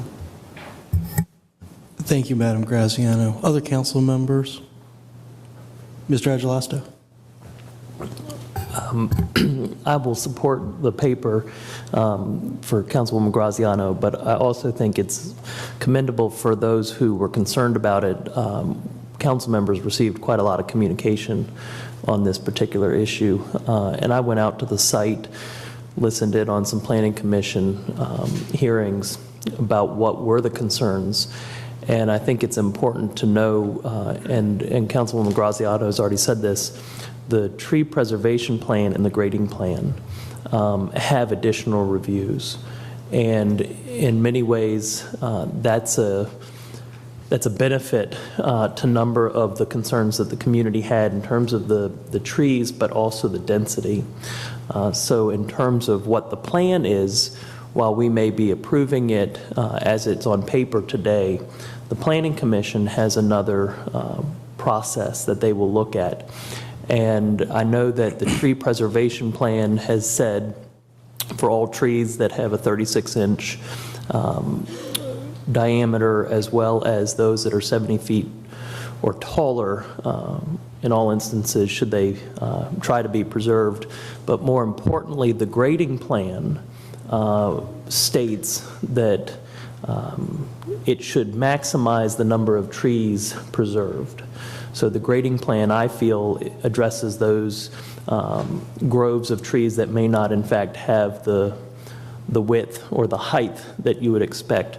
And the two of those combined, having to go back to the Planning Commission for further review and approval, is quite a benefit to making sure that this plan and that property are put to the best use for both the property owner but the surrounding community. And I think that's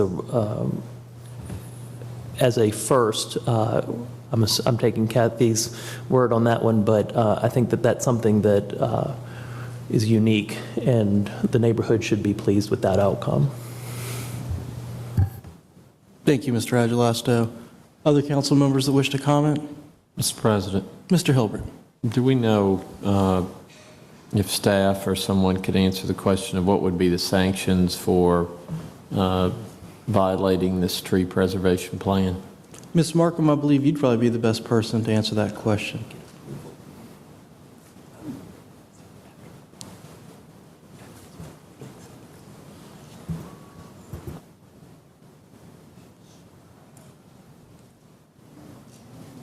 Good evening, Lori Markham with the Department of Planning and Development Review. The tree preservation plan is required to be approved by the city's planning commission prior to the applicant receiving preliminary subdivision approval. So that's when the plan would be approved. I assume you're asking about if the contractor is cutting down trees that were not supposed to be cut down. Yes, ma'am. We would be considered a zoning violation and would be noticed as such and would be taken to court as a zoning violation. Would the city have the ability to not issue or to not issue any more building permits pending this action? I'm going to have to defer to the city attorney on that one. I'm sorry, Mr. Hilbert. I was distracted and I only caught the very end of it. My question here, may I restate it? Would that be helpful? Yes, sir. Okay. My question is that the Planning Commission approves this the tree preservation plan, and then subsequently a tree is knocked down that was supposed to be preserved. What is the recourse of the city in that instance? And I heard Ms. Markham indicate to you that it could constitute a zoning violation. There could be a citation, and the court would take whatever action is appropriate based on the facts of that specific case. Whether that would, the next question was, would that allow the pendency of a citation, allow the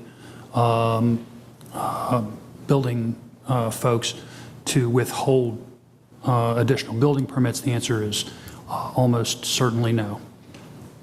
Okay. And let's see, in continuing that train of thought, however,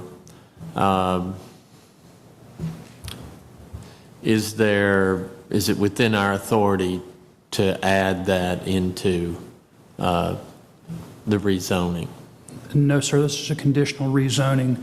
It's thumbs up or thumbs down on the plan presented by the landowner. If the landowner chooses to add that, then you may consider it, but only if the landowner chooses to add that. That's the nature of a conditional rezoning.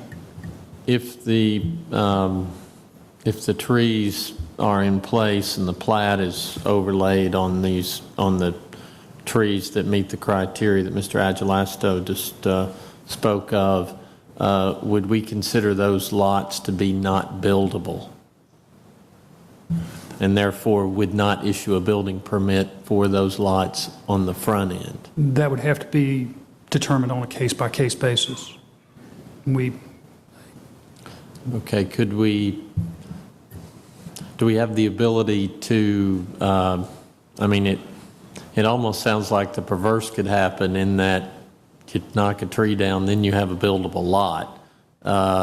And I certainly don't want to encourage that, nor do I think anybody would, but we have to plan for these contingencies. Could we lock into place now, or whenever the Planning Commission approves this, that these trees that meet this criteria today will carry forward in perpetuity, or would an unfortunate rainstorm or what have you, even if it wasn't someone's intent to knock a tree down, would that then lessen this plan? Or are we saying when this plan is approved, these are the lots that you can build on, and that any violations of that would be considered a zoning violation? If I understand your question correctly, it would be the latter. Once the plan is in place, has been approved pursuant to the conditional rezoning by the Planning Commission, then that becomes the plan. What happens after that would have to be determined on a case-by-case basis. Storms, purposeful, purposely taking down a tree, accidentally taking down a tree, or just having a tree fall down. Just have to look at those cases on a case-by-case basis. Could we not take an aerial photo or something at the time, overlay so that we'll know what was there before? The tree preservation plan, would require a survey of the existing trees on the property, and then the subdivision plat would be platted in response to that tree preservation plan or the identification of the existing trees on the property. Okay, so at that point, though, 2 years from now, if we're issuing, I'm assuming we're going to be issuing individual building permits for these lots. Am I correct in that assumption? Correct. Okay. And if the plan, as it was approved, had this tree on it, and then something happened to that tree, I'm assuming that the city would then say that that tree's gone and therefore the restriction no longer applies. What I'm trying to get is certainty here as we approve this on the front end, and then us ending up with a tree preservation plan that doesn't have any teeth to it, and you've got, in a few years, 102 lots, which certainly was not the intent of this with the tree preservation plan.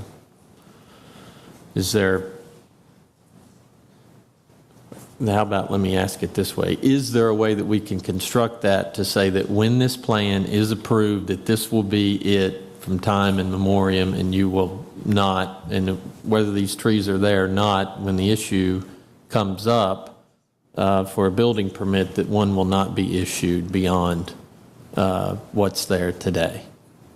Mr. Hilbert, the building permit issue is separate from the perpetuity issue. Let me answer the building permit issue first. If if the landowner asks for a building permit that is consistent with the approved plans, then absent, all other things being equal, he is pretty much entitled to get that building permit.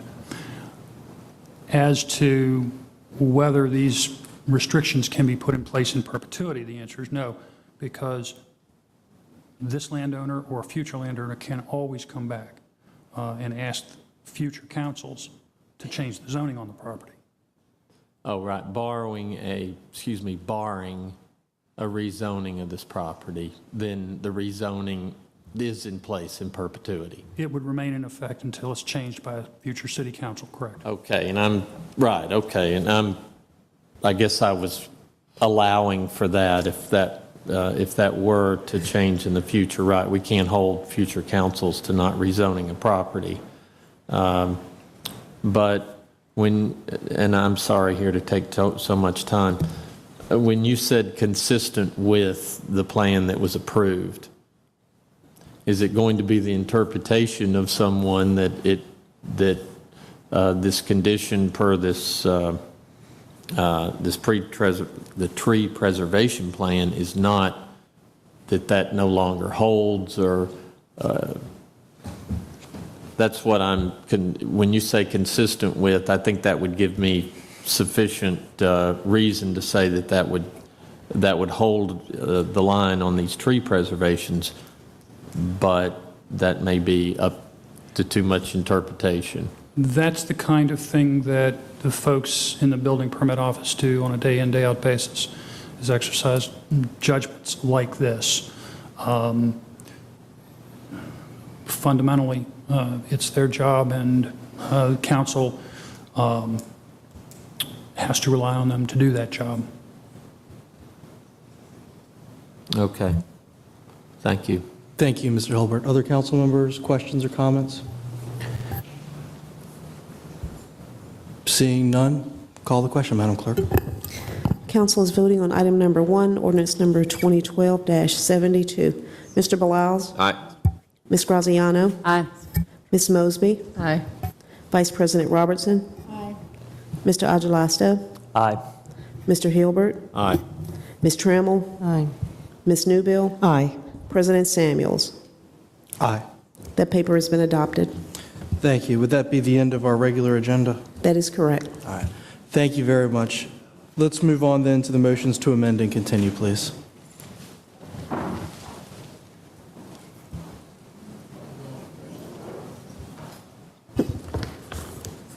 We have one item for amendment consideration. That is item number 29, 2013-R160, to request that the mayor identify public and private sources of funding for the needed improvements to Kanawha Plaza Park and propose the necessary amendment to the capital improvement plan to establish a project for such improvements so that such improvements will be constructed and completed simultaneously with the construction of the proposed Gateway Plaza public parking garage project provided for in ordinance number 2013-131. The proposed amendment to that paper is as follows. Page 1, line 3, after the word "the," delete the word "mayor" and insert the words "chief administrative officer." Page 1, line 4, after the word "and," insert the words "that the mayor." Page 2, line 10, after the word "request that the," delete the word "mayor" and insert the words "chief administrative officer." Page 2, line 11, after the words "park and," insert the words "that the mayor." I will need a motion to accept the proposed amendment to that paper as follows. Mr. Beliles, will you make that motion? Council is voting on Councilor Beliles' motion to accept the amendment to item number 29 as read. Mr. Beliles? Aye. Ms. Graziano? Aye. Ms. Mosby? Vice President Robertson? Aye. Mr. Agelasto? Aye. Mr. Hilbert? Aye. Ms. Trammell? Aye. Ms. Newbill? Aye. President Samuels? Aye. The amended paper is before you. Thank you very much. Are there those that wish to speak in favor? Or, I'm sorry. That's what I get for using my cheat sheet too readily. I believe we're moving on to citizen comment now, is that correct? Actually, Mr. President, that paper is to be amended and continue to September the 23rd. I failed to announce the continuation date. Until September 23rd. Until September 23rd, that's correct. Thank you. Now citizen comment period. Yes. First speaker is Randy O'Neill. Good evening, Randy O'Neill, 109 Sheffield Road, Williamsburg, Virginia. I am here to speak on children's health. There is no more important issue in the state of Virginia than children's health. Mr. Hilbert, you have visited my facility working at one of your schools 7 years ago, Woodville, mobile fitness trailer. Do you remember that visit? You poked your head in? I'm glad you do, because it was an exciting day and the children, they are missing me. Sadly, I went back to that school this past year and offered my services for free. That school never returned my phone call. I made 2 site visits for free. This was the school that had its playground burned. Now, after 1,100 school site visits and working with close to 400,000 children in the state of Virginia, I've got a pretty good idea of what this city and most of the communities in the state can use. And it's facilities like mine. What we do is we eliminate capital expense, no staff, staff training, heating, cooling, busing, and the like.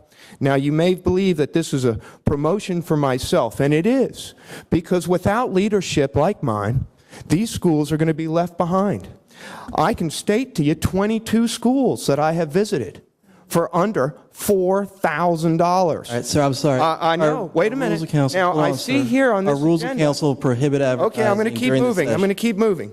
I see here that you have approved $191,000 for an international baccalaureate program. I don't know who they are, but I'm here, and I own Virginia is for Education. And I can go to all the schools. This is just one school, and I'm less than half price of this. Sir, I'm going to have to ask you not to do now that. what I'm really concerned about is this World Championship bike race that we now have here, that you've dedicated so much funds for, and you want to show the world, or Denver, how good we are here. Now, with this 50-foot billboard that I roll around town with, there's no better way to get kids excited about biking in this World Championship than to give them the opportunity to bike. So I would encourage, Mrs. Trummel, you've seen me here for 10 years. Mr. Hilbert, for as long as you've been here. Mrs. Grisano, the same thing. And other councils throughout the state have seen me as well. How much time do I got? A couple more seconds. So what I'm imploring for you is I've contacted the mayor over the last 3 years, the mayor before him, Mr. Wilder, who gave me the opportunity to help these children. You have 30 seconds. Now, if you want to Just change summarize. public health, safety, and education on the corner, you need to hire programs and be aware of programs that operate morning, noon, and night in school and on the block. Having worked at all these schools and at a number of housing developments, these children are being left behind. They need an opportunity just like the International Baccalaureate and World this, World that. Thank you very much.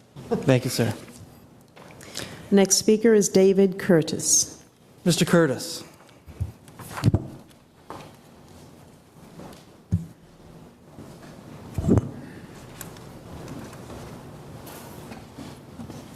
Good evening, Mr. President, Madam Vice President, members of council. My name is David Curtis. I live at 3903 Rosedale Avenue.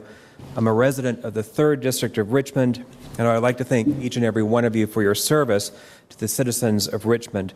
I would especially like to thank Mr. Samuels and Mr. Hilbert, who represent the Rosedale Civic Association, of which I'm a member, and I would also like to thank their hardworking liaisons as well.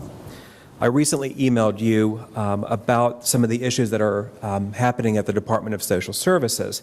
The reason I'm here tonight is to tell you about some of my friends that happen to live in the assisted living homes along Chamberlain Avenue.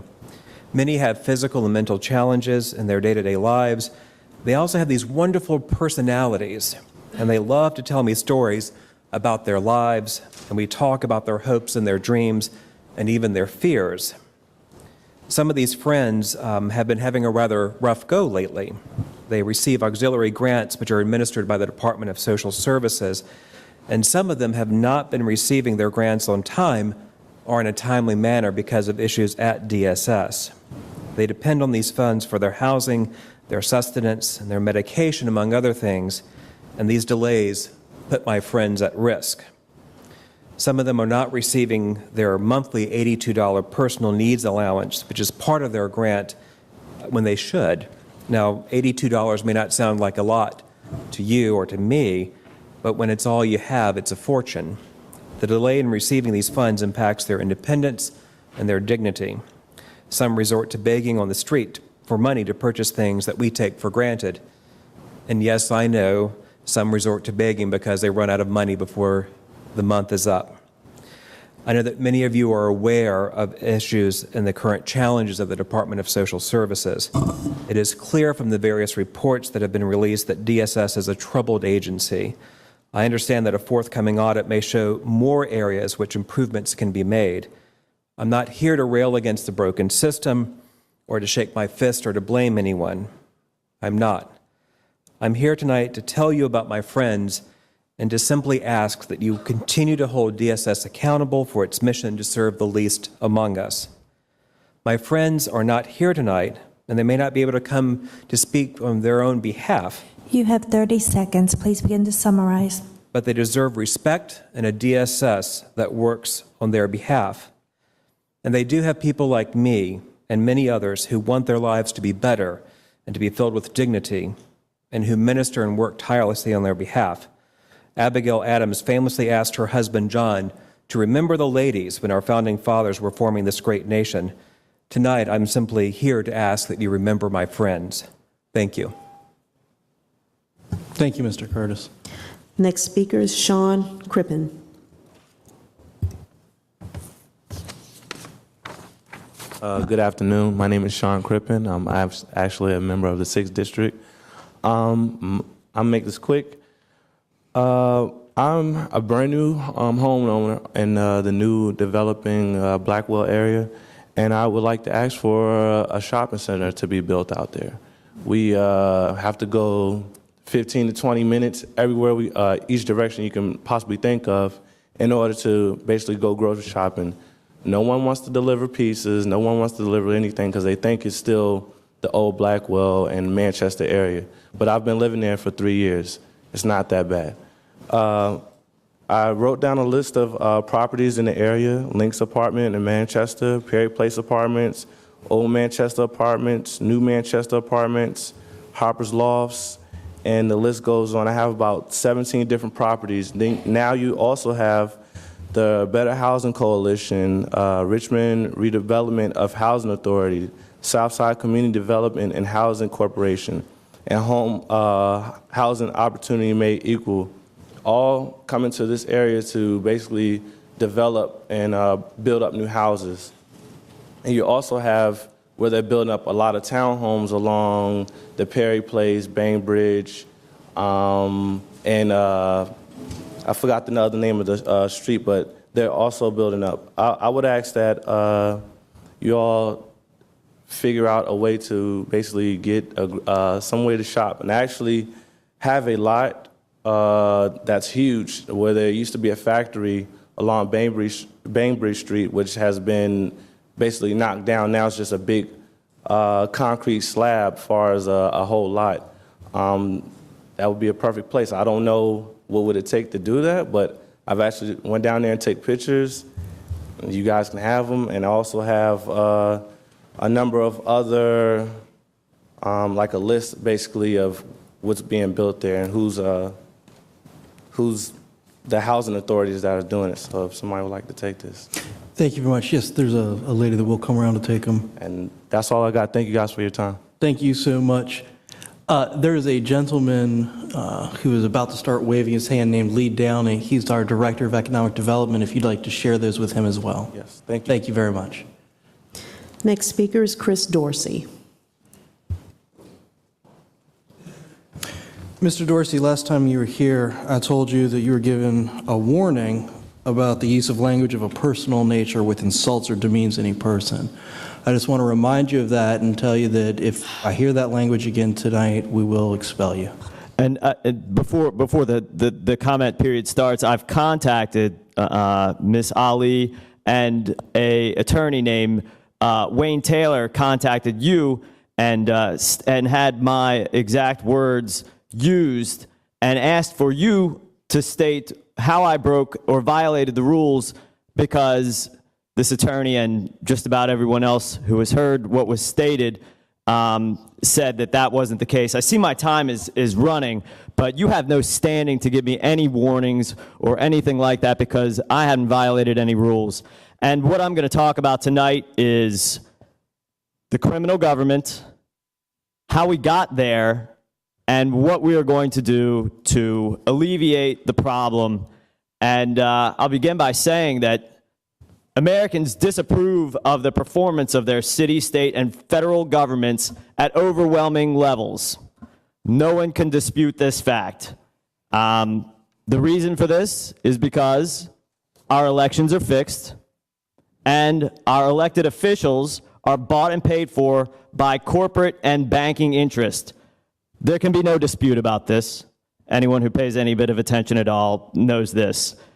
As the elected officials and your bosses get richer and richer, the people, the average citizens of the United States, continue to struggle more and have less money and be in more debt and have more of a percentage of our population on food stamps and being the victims of illegal foreclosures on the behalf of your bosses, the people who tell you what to do. Under the Virginia Constitution, it is stated that all power is vested and derived in the people. Now, if anybody up here or in the audience thinks that all power is vested and derived in the people, or any power is vested and derived in the people, I would not take their opinion seriously, because that is just not the fact.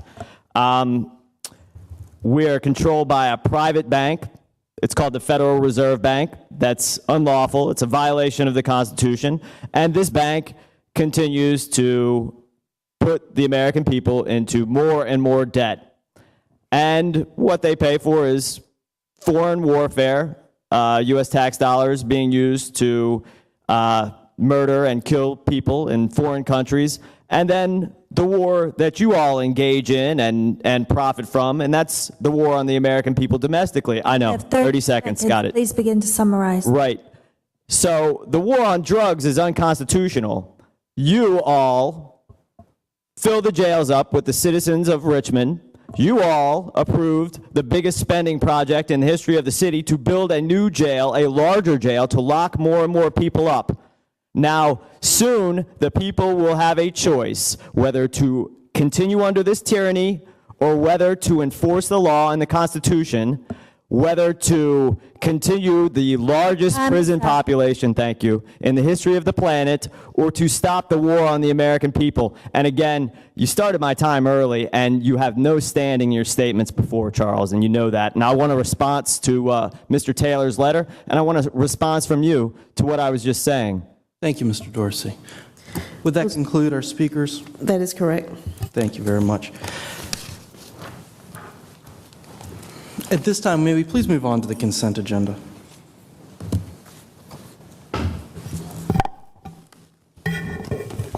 The consent agenda items for this evening are as follows. Item 3, ordinance number 2013-111, to set aside 15 additional parking spaces in the parking deck at 900 East Broad Street to be used by Council Chief of Staff and the City Auditor. Item 4, ordinance number 2013-137, to authorize the conditional use of 180 Belt Boulevard for the purpose of permitting a social service delivery use and a 20-bed shelter.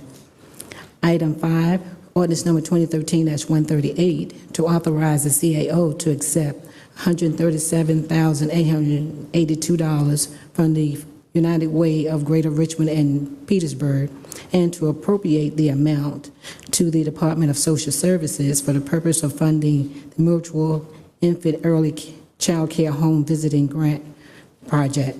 Item 6, ordinance number 2013-139, to repeal and to amend the city code for the purposes of providing for the consolidation of stormwater utility bills with monthly utility bills, providing for issuance of quarterly stormwater utility bill to certain property owners, making unlawful acts affecting stormwater management, and clarifying certain definition and stormwater utility requirements.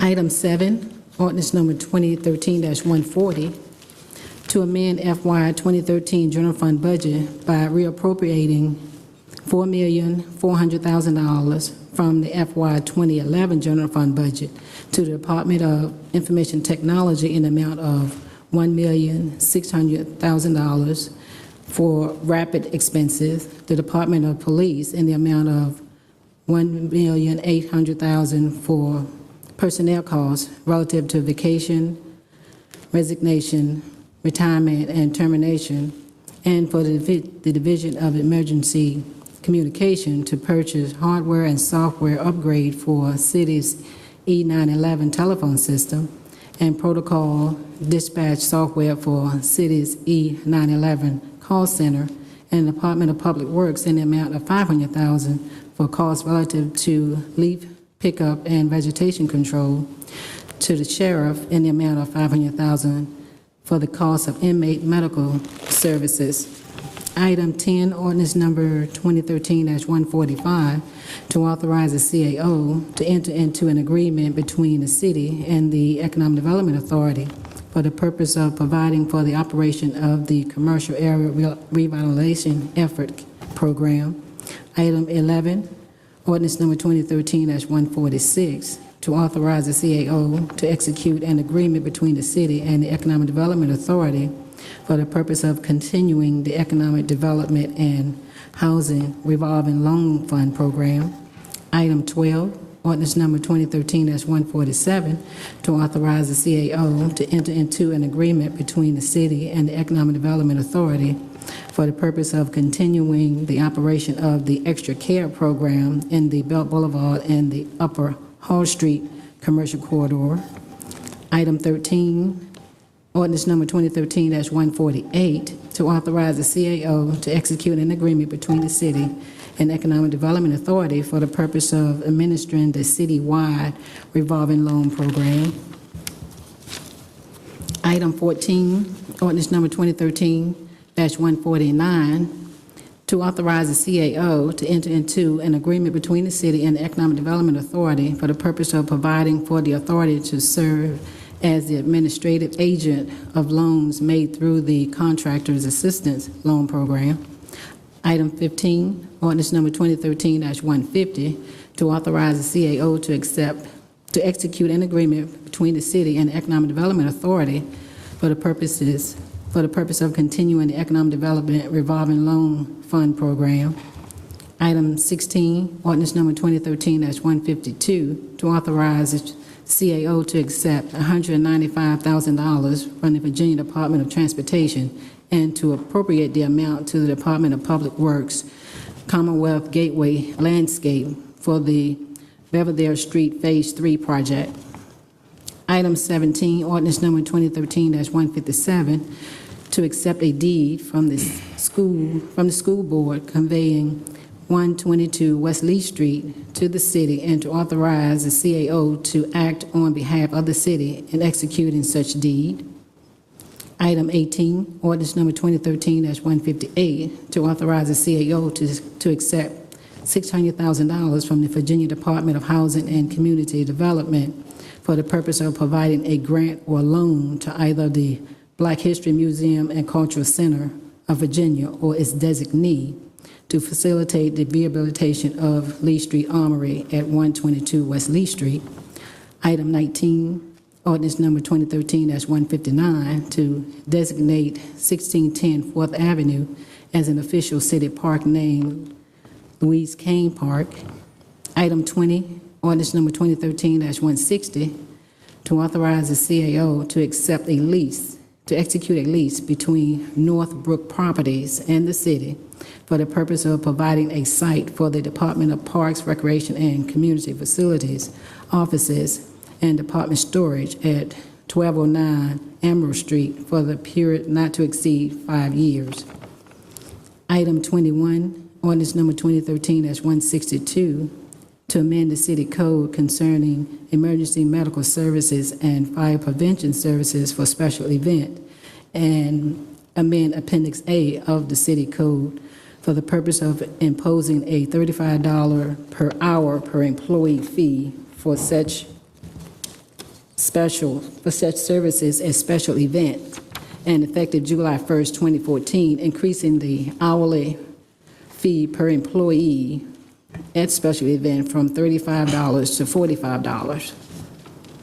Item 22, ordinance number 2013-164, to declare surplus and to direct the conveyance of 122 West Lee Street to the Economic Development Authority for nominal consideration of purposes of the development of the property. Item 23, ordinance number 2013-165, to authorize the CAO to execute an agreement between the city and the Virginia Department of Transportation for the development and administration of the Forest Hill Avenue Improvement Project.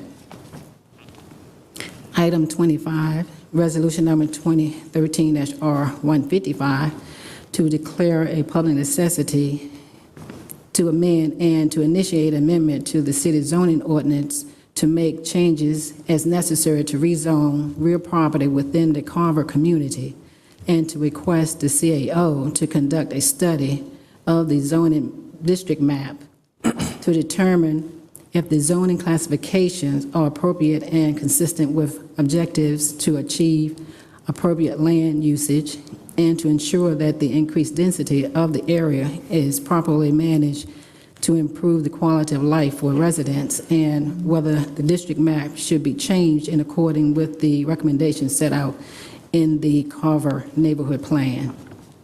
Item 26, resolution number 2013-R156, to express the council's appreciation to the Carver Area Civic Association Civic Improvement League, the Virginia Commonwealth University Department of Urban Studies and Planning, and Storefront of Community Design for their participation in the development of the Carver Neighborhood Plan, and to request that the Planning Commission consider the plan when making future amendment to the master plan, and to request the CAO to provide the Planning Commission with the information necessary to make such consideration. Item 27, resolution number 2013-R158, to amend the rules of procedures for the purpose of clarifying deadlines relating to introduction of legislation. Item 28, resolution number 2013-R159, to approve the Chimborazo International Baccalaureate Program and to authorize $191,090 from the Innovation and Excellence in Education Special Fund to Richmond Public Schools Education Foundation.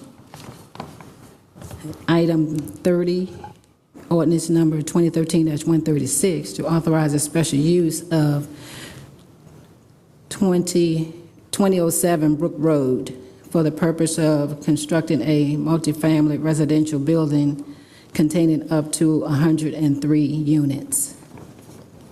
Item 32, ordinance number 2013-151, to authorize the CAO to execute an amendment to Rate Schedule X 131 for the purpose of modifying the city's service agreement with Columbia Gas Transmission to continue providing natural gas peak service for Department of Public Utility customers. Mr. President, that's all the items on the consent agenda. Thank you very much. Are there those in the audience tonight that wish to speak in opposition to any of these documents or any of these papers?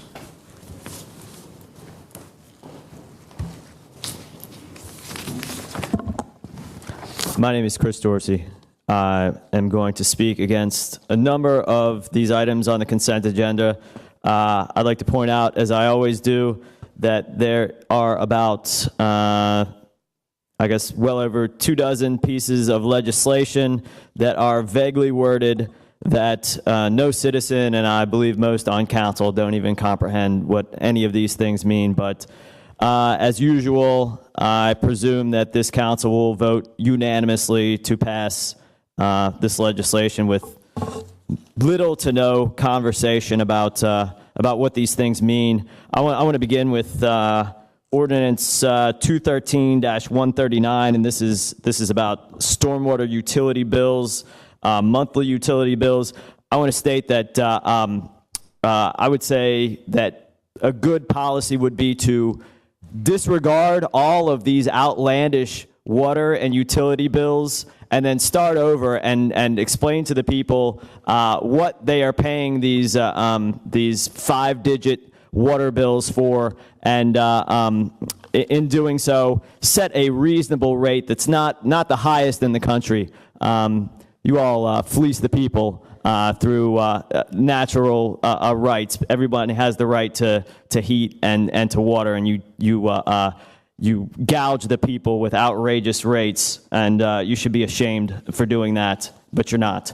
Then I want to talk about 2013-140, and I find it ironic that that there's a $500,000, I guess, that $500,000 is to go for the cost of inmate medical services. The lack of proper medical services and the lack of Eighth Amendment compliance at the sheriff's office, the current sheriff, everyone knows his name, C.T. Woody. He and the medical doctors on site for the jail, like Stanley Furman, have cost the taxpayers millions of dollars. This is a fact. Here's the problem with your fact. Because you're running for the sheriff's office, there are those who... I'd never said I was... You're saying that right now. Through your comments as being campaigning. Well, it's not, because that's what you're saying, because I haven't said anything about that. You've just announced that. I'm not saying anything about that. Just move along. Further on, and again, thank you for interrupting me. Added back. Mr. Dorsey, we're going to hit the pause button on your clock. I'm sorry. Mr. Hilbert? Point of order. Mr. Dorsey, you indeed did say that you were a candidate for this office the last time you were in front of that podium at the previous meeting. So that's why I think we're concerned about you saying that again. None of us are allowed to get up here and campaign, and I would hope that candidates for this office would respect this body's rules. Thank you, Mr. President. Thank you, Mr. Hilbert. Mr. Dorsey, you're welcome to continue speaking now. Of course I'm welcome to continue speaking, because I have not done anything wrong. I've just been interrupted multiple times, and this is a pattern. Again, the Economic Development Authority is all... Seconds, please begin to summarize. Okay, that's fine. The Economic Development Authority, that's y'all's bosses. I would urge that we don't give unlimited revolving funding to the Economic Development Authority. It doesn't really make any sense. It only goes to gigantic corporations like the Redskins or Altria or multi-billion-dollar law firms. Your time is up. Thank you very much. I don't appreciate my rights being violated, but again, I wait for your response, Charles. Thank you. Others that wish to speak in opposition? Seeing none, are there those that wish to speak in favor of any of these papers?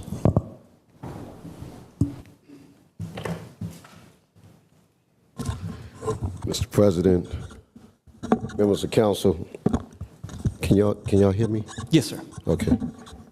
I'll come in support of item number 4 on the agenda. I'm happy to speak to this paper, and I want to commend my councilwoman, Ms. Reva Trammell, for bringing the developers to our community meetings, for opportunity for the citizens, again, to have their voice heard and decide what's best for our community. I'm sorry, would you state your name for the record? Charles Willis. I apologize. This area of Belt Boulevard is a great area for growth and potential in our community, with millions of dollars in development scheduled for approval. Ms. Trammell made sure that the community had an opportunity to really hear what's best for our community, and she does an excellent job in doing it, and I want to publicly thank you, Reba, for that. Ms. Trammell, she likes us to say Reba, but Ms. Trammell, with all due respect. We can only have this achieved through the opportunity to come together with our police department and those that are within our community, city government, to rid our communities of crime. You can't develop something if you got crime constantly going on. And it just reminded me of a meeting I attended earlier today at 5 o'clock where the Richmond Police Department was being hearing for recertification. And at the conclusion of the meeting, the commissioner, I was surprised because the commissioner that oversaw that hearing came to me personally and asked for a card, and he wanted to know more about my comments about the community policing that goes on in Richmond and how the community and the leaderships partnered together and how that all came about. So with that said, I wanted to encourage you all to support this paper. This area in our community, we look for growth and we look to see that continue. And we understand that, you know, when we are able to do this as a community, when we're able to come together collectively and push crime out of our city and out of our state, then we are able to come together and build a safer community. So with that said, I ask and encourage you that you support this paper as well. Thank you for the moment to speak. Thank you very much, sir. Anyone else that wishes to speak in favor of any of these papers?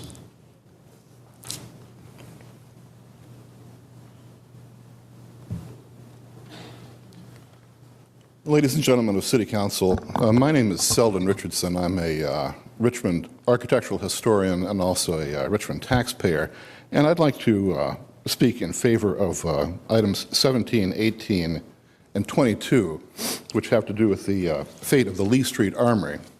For years, it seemed that my task was to come here and castigate this body for their lack of attention to this building and the dreadful stewardship that had been occurring for generations, literally. And I think the time has finally come, for you to show good governance and to shepherd this building along to its eventual use as the Black History Museum. This is certainly its highest and best use, and I encourage you in the strongest possible terms to shepherd this and endorse this and encourage this redevelopment of this historic building. Thank you. Thank you, Mr. Richardson. Hi, Ms. Rush. Hi, how are you? Good evening. My name is Margaret Rush. I'm the president of the Carver Association Civic Improvement League. I'm speaking on items 25 and 26, and I just want to thank you all for your attention. This plan is over 2 years in the making for us. It's a lot of work. It represents the hard work of the community, of storefront design, several departments here in the city. It's been presented to the community. It's been approved by a vote of the community, and it represents our wishes and desires for how our neighborhood looks. So thank you very much, and I appreciate all of your help in getting it here too. Thank you. Thank you, Ms. Rush, and thank you to the work of all the Carver residents. I think I see Ms. White and Ms. Bennett and Ms. Henning back there. Thank you all for all the hours you put into this paper. Anyone else wishing to speak? Seeing none, bring it back to council for any discussion. Dr. Newbill. Just a couple of quick items, Mr. President. First, I would really like to take the opportunity to recognize and thank Mr. Peter Prizio, who's in our audience as the executive director of the Daily Planet. They, through his extraordinary work, has provided our city with quality, accessible, comprehensive health services to those who are at risk and or homeless in our city. And the paper before us just really is a testament to willingness to further address the needs of that population by leveraging their federal dollars to create this 20-bed shelter in South Richmond. And I really do want to just say thank you, Peter, for the extraordinary work that you all have been doing since 1969, really, and just want to recognize that. Similarly, I'd like to recognize the leadership of Mr. Stacy Burrs, Lee Street. Mr. Burrs, thank you, because on a good day, I was not quite sure we were going to make it to this point. And so the Armory now will become that which we all know it can be in terms of the Black History Museum and Cultural Center. And I just really want to thank you for your steadfastness in this area and just absolute perseverance. And of course with others as well. And I'm not neglecting, but certainly the leadership as I see it. So thank you, Mr. President, and thank each of you. Thank you, Dr. Newville. Ms. Trammell? Thank you, Mr. President. First of all, I'd like to make a comment about the speaker that was here earlier in reference to, he was speaking about the stormwater bills. If he had been here earlier, he would have heard myself ask the question, if we want to pay it all up front, we can do that once a year, or if we want to put it on our utility bills, we can do that too. So that was cleared up earlier. You don't have to pay it all at one time unless you want to, but you must call to make arrangements to have the stormwater either paid up front or either to have it added to your bills each month. Also, Peter, I'd like to thank you and Maureen, because I remember when you and I and Henry Meese met and we discussed the building, and I was like, oh my gosh, this is going to be great. This will jumpstart the Belt Boulevard, and over $1 million to be spent in that area with the new GRTC and the police station, second precinct over there, and I know they welcome you, and I just like to say thank you. Not once, but twice you came to the 8th District meeting and asked the people for their support and if there was any questions, and I have all of these sheets. And then that's not counting the phone calls and the emails and all of that. And after Thursday, some of the new people that had never been there, they were like, oh my gosh, what can we do to help? And I said, just say that, you want it. They said, we want it, and we can't wait for it to open up. So again, thank you, and thank you, for meeting with me and explaining everything. Because, I had a lot of questions at first. I said, you make sure you take it to the people and take it to the business people. And you said, I am. So I approve this 100%, and thank you for all your hard work. Thank you. Thank you, Ms. Trammell. Seeing no others. Mr. President. Oh, Mr. Hilbert. Thank you, Mr. President. I'm going to abstain on item number 20. My employer, the Virginia Housing Development Authority, is financing the permanent financing of this property, and I will abstain on it. I had no input on the approval of this development within VHDA. However, as an abundance of caution, I am going to abstain on that vote. Thank you. Thank you, Mr. Hilbert. Vice President Robertson. Thank you, Mr. President. I'd like to echo the comments from Ms. Trammell and Dr. Newbill, and certainly express my appreciation for the quality health care services that are being provided by your organization, Peter, and all of the other board members as well. Sorry we weren't able to work something out for the 6th District, but most importantly, we got something on the south side of the river where you want it to be, where services are provided for all citizens, irrespective of where they are, but certainly with the desire to put something close to the south side. So thank you for your persistence and for making that a reality. As well as Stacy and your long-term work with the Black History Museum. Thank you, and your board as well. But I especially want to recognize item number 19 on the consent agenda and ask for my colleagues' support for the Louise Kane Park, which is an interest park into North Highland Park. Dr. Kane is a long-term resident of the community, actually one of the persons who have contributed much to the success of redevelopment of that community, has led the civic associations in that community for several years, was instrumental in helping many of the residents that were involved with the establishment of HB-RAP several years ago. And she continues to be a dedicated servant to the community. She's one who encourages youth engagement and always are looking for opportunities to expand and improve upon the community. And I'm grateful that we have the opportunity to give her some of her flowers as a means of expression of our appreciation for the wonderful work that she's done. Thank you, Mr. President. Thank you, Vice President Robertson. Any other comments on the consent agenda? Mr. President. Mr. Hilbert. Thank you. I misspoke earlier. That's actually item number 30 regarding 2007 Brook Road. That is the paper that I'm abstaining upon, not item 20. So 2013-136 is the paper upon which I'm abstaining. Thank you. Yes, sir. Thank you. Seeing no other comments, I just want to thank the Black History Museum as well for resurrecting a building whose is alive with history, but is a ghost of its former self, and I'm thrilled to see it reincarnated now. I also want to thank the members of Carver again. The work that you guys did on these two master plans has just been outstanding. You guys deserve a salute. Madam Clerk, would you please call the question? Yes. Council is voting on the consent agenda, which consists of items 3 through 7, 10 through 23, 25 through 28, 30, and 32. Mr. Blouse? Aye. Ms. Graziano? Aye. Ms. Mosby? Aye. Vice President Robertson? Aye. Mr. Agilesto? Aye. Mr. Hilbert? Aye. For item 30, I abstain. Ms. Trammell? Aye. Ms. Newbill? Aye. President Samuel? Aye. The consent agenda has been adopted. Thank you very much. At this point, I believe we have no expedited resolutions. That is correct. Wonderful. Let's move on to the approval of minutes, please. The minutes to be approved are from the informal meeting of Monday, July the 8th, and the formal meeting of July the 8th. Councilmember Newbill, will you make a motion to approve these minutes? So moved, Madam Clerk. Council is voting on Councilmember Newbill's motion to approve the minutes as presented. Mr. Blouse? Aye.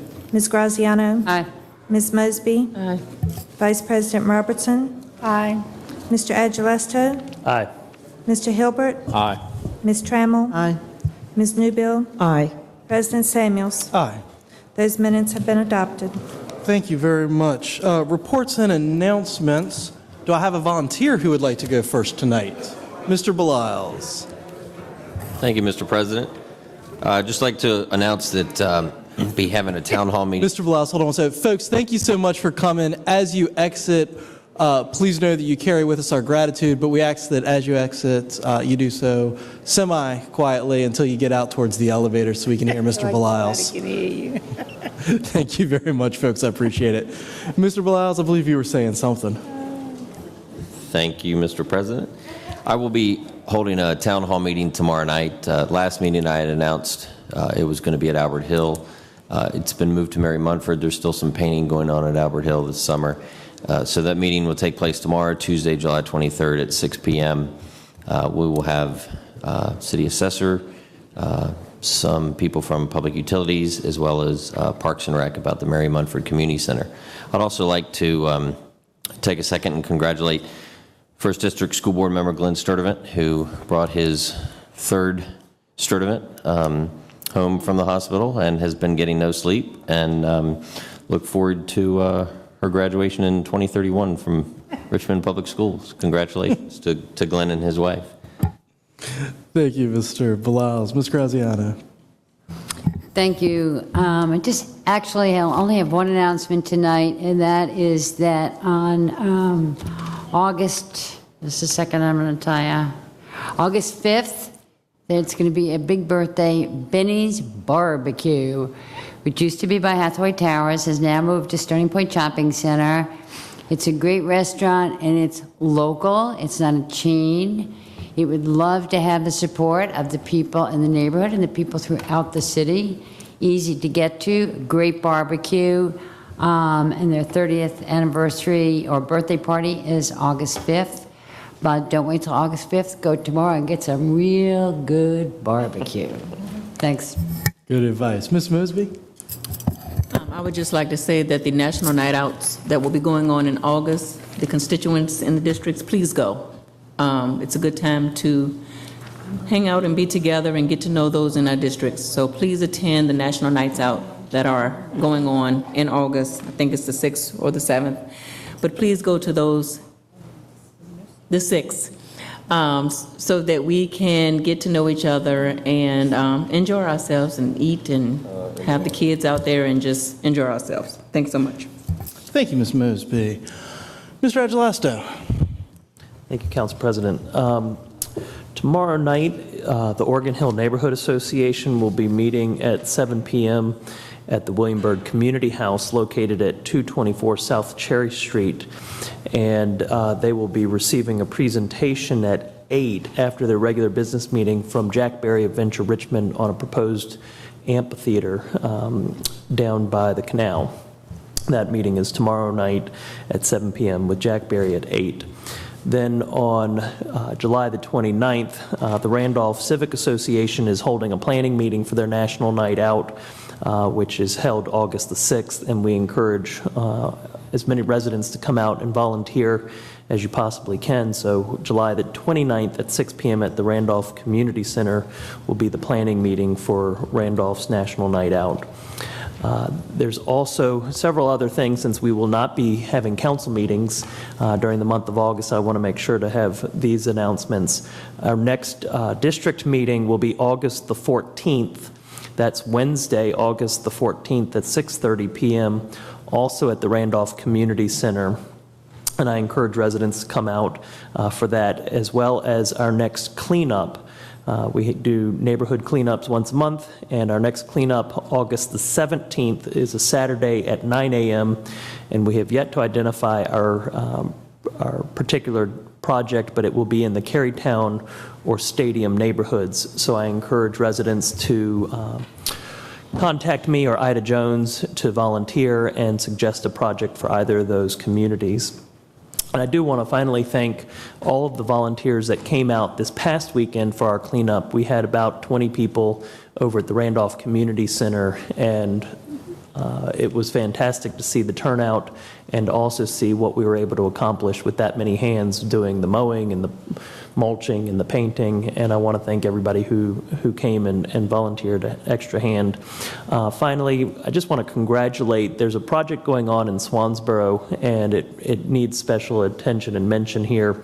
Reveille United Methodist Church has been working with the Swansboro Elementary School as well as the neighborhood and the Swansboro Baptist Church, and also Habitat for Humanities on several projects. And I think it's fantastic to see the effort and outreach that is currently happening in this section of the 5th District, and I want to say thank you to all those who are participating.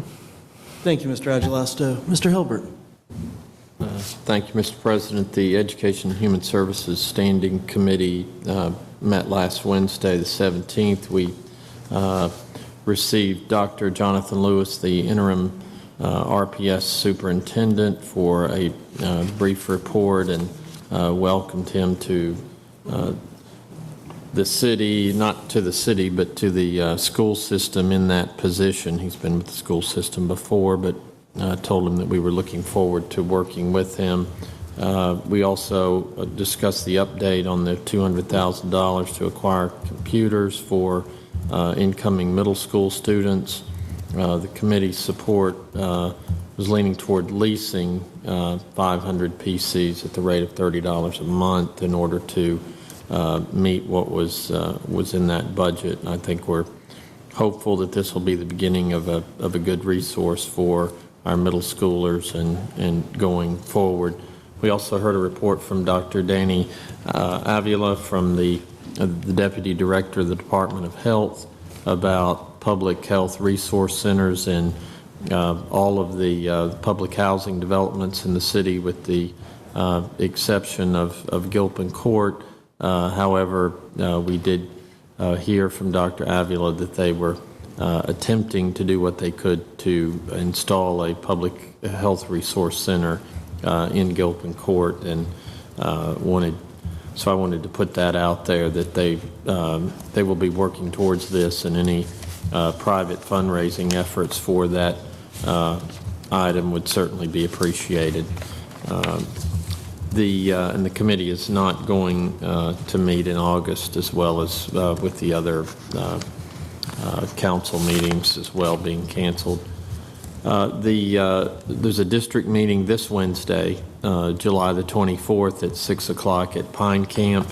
which is located at 4901 Old Brook Road next to Henderson Middle School. We'll hear from Bobby Vincent with the Department of Public Works on ongoing and upcoming public works projects in the 3rd District. We'll also, the sector lieutenants for sectors 411 and 412 will be on hand to give their reports as well as answer questions from those gathered. National Night Out is Tuesday, August the 6th, and we certainly encourage neighborhood and block associations to host events and get to know your neighbors and form neighborhood watches or any other activities to look out for one another. You can find out information on how to register at richmondgov.com/police. The 3rd District, I want to remind everyone, has an email blast that goes out at least once a week, and we give announcements regarding things within the district as well as citywide. If you would like to be added to this list, please call Lisa Towns at 646-6055 or email her at lisa.towns, TOWNES, at richmondgov.com. And I want to remind everyone that your email information will be kept confidential. Thank you, Mr. President. Thank you, Mr. Hilbert. Ms. Trammell. Mr. President, can you go to Cynthia, please? I'd be happy to. Thank you. Dr. Newbill. Thank you, Mr. President, and my colleague. Just a couple of quick announcements. The regular 7th District Community Meeting will not be held as scheduled. Instead, there will be a planning kickoff meeting hosted by the city, the Richmond Redevelopment and Housing Authority, and the community builders that will kick off the comprehensive planning effort designed to transform the Churchill North, Creighton Court communities into our neighborhood of choice. That meeting will be scheduled as follows: Wednesday, July 31st from 6 until 8 p.m. at the Woodville Elementary School located at 2000 North 28th Street. And we really ask the community to come out and join us and have opportunity to begin to inform what that community plan will look like. Second, the 7th District Community Cleanup is scheduled for Saturday, August 3rd from 8 a.m. until 12 noon. And I'm asking all volunteers to don your boots and jeans and join me at 24th and Fairmount Avenue so that we can cover the area from 24th and Fairmount to Q Street and 25th and Fairmount to 9 Mile Road to 28th Street in a massive cleanup. So again, join me at 24th and Fairmount so that we can work together on beautifying our community. Third, in addition to the regularly scheduled National Night Out events throughout the community, throughout the city on August 6th, there will be 2 events in the 7th District. The first one will be at Woodville Elementary School's field and Fairfield Pool from 11 a.m. until 2 p.m. And this is a National Night Out event that Promise Neighborhoods, the Richmond Redevelopment and Housing Authority, RPS are hosting together to provide really fun events and activities for youth and families. Again, that will be August 6th from 11 until 2 at Woodville Elementary School's field and Fairfield Pool. The second National Night Out event that will occur later that same evening will be a combination of 7th District civic associations coming together at the 24th and Fairmount Avenue location from 5 p.m. to 8 p.m.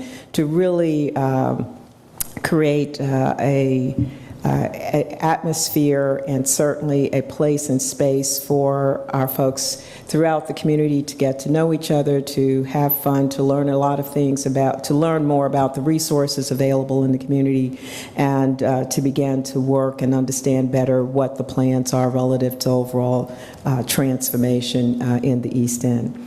Cool fun in the summertime. I'm inviting all to come out and visit with us at Richmond's first splash pad located at North 20th and U Streets. The splash pad will be open weekdays from 1 until 8, Saturdays from 12 until 5, Sunday from 1 until 5, and this really will be cool fun in the summertime for children and families, and we invite you to come out and enjoy. Thank you. Thank you, Dr. Newbill. Ms. Trammell, you want me to call on you now? Mr. President, I have a few things, if it's okay. As many as you want within the prescribed time limit. What's that? A few more minutes. A few minutes. You're fine. Thank you. Go ahead. Thank you, Mr. President. Last Monday, July the 15th, we had our public safety meeting at the Police Academy, and I'd like to thank Major Odetta Johnson and also Major Steve Drew, who attended our meeting, along with Faye and Steve Taylor and Ron Hurst.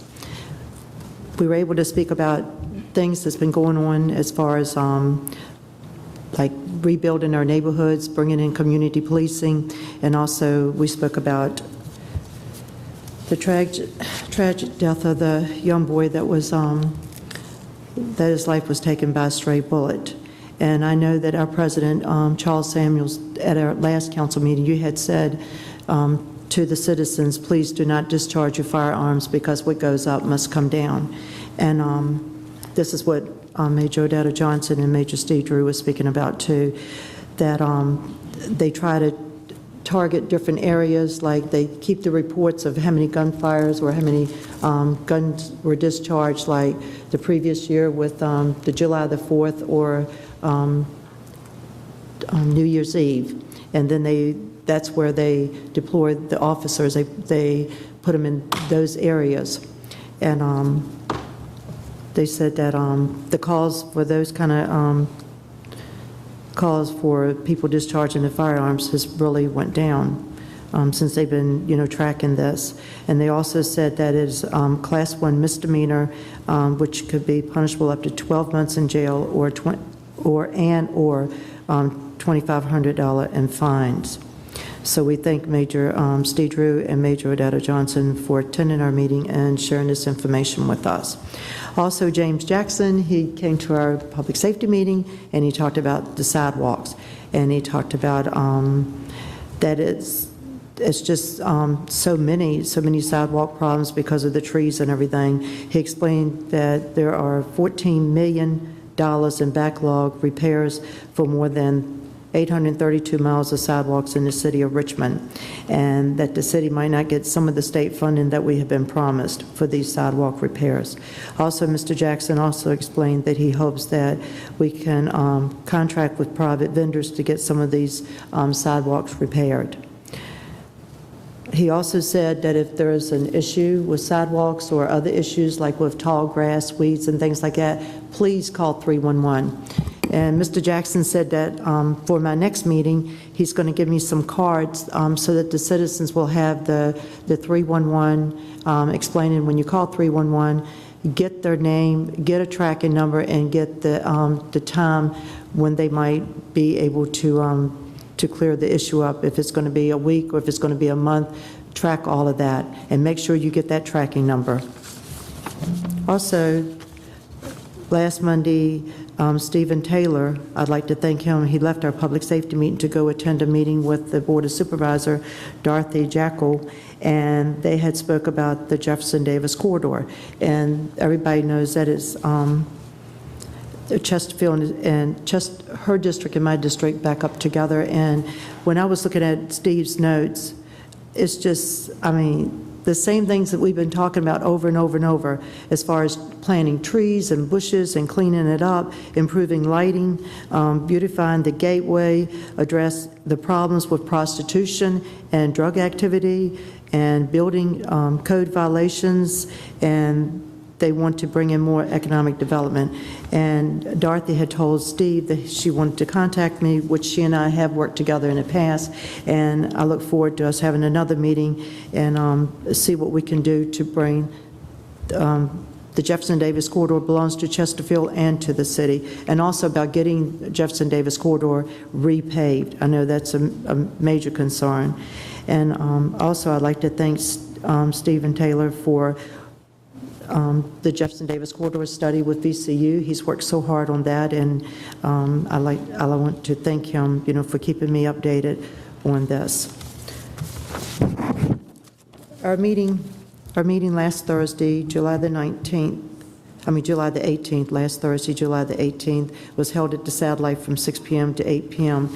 I'd like to thank the Honorable Delegate Dolores McQuinn, who attended our meeting, and she spoke about the blighted properties. And she said that is one thing that is dear to their hearts, and that's what they're working on, blighted properties and abandoned properties. She knows that we have so many of them, and she was telling us what website we could go on, and she's willing to help us. Also, Delegate Joe Marcy, he attended our meeting with his baby girl. Her name is Kennedy, and she's beautiful. She take your breath away. And she's definitely going to be a politician. She was all around the room just a smiling. I was holding her, and she was just a smiling. And so I'd like to thank Delegate Joe Marcy for bringing her. And also he said, too, that he wants to work on these abandoned properties and see what we can do about, getting them sold and making our neighborhoods safer. Also, Delegate Betsy Carr, she attended, and she was in agreement with them. And she said that she's willing to help us too. I'd like to thank, Mr. Lee Alford he is the Senior Project Manager with RHA. He spoke about the 60 senior cottages, that they're planning on building in the Blackwell area in our 8th District.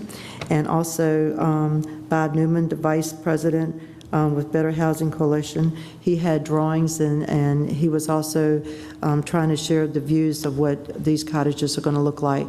Many people were in support of it because we know that many seniors do attend our meetings, and they're always saying, I wish we might have to give up our homes eventually, and we wish we had, maybe a senior place that we could go. Well, now we're going to have some senior cottages. So if it gets approved, we pray it does. Let me see. Just like with the medical center, they came out and they spoke to us again, like I said, and they had their support too. Ms. Cheryl Wright and her staff members, she's the Director of Procurement Services. She came to our meeting and she spoke about how things are going to change now when you want to apply for your money for National Night Out or for other, when you need money for events. And they passed out a lot of information to show us how to fill out those forms so that we can apply for the money for, I think you still have time to apply for your money for National Night Out. So you need to hurry and get that paperwork into Ms. Cheryl Wright. Let's see. Our next meeting is going to be Thursday, August the 15th. Our next 8th District meeting will be Thursday, August the 15th. Mr. Eldridge Coles, he is the CEO, I just promoted, CEO of GRTC. Love him to death. He has been so good to not only to me, but I know to many council members and also to my district. We love him with all of our heart. And also Mr. Ron Hart, who's talking about bringing in some apartments over there near Bells Road and Platinum Road. I think it's about 150. But anyway, he's going to be at our meeting next month, Thursday, August the 15th, 6 p.m. to 8 p.m. at the Satellite. Mr. President, I know one of the speakers, Charles Willis, who lives in the 8th District, he attended a meeting tonight with our police department. This right here, this is a photo of, this was back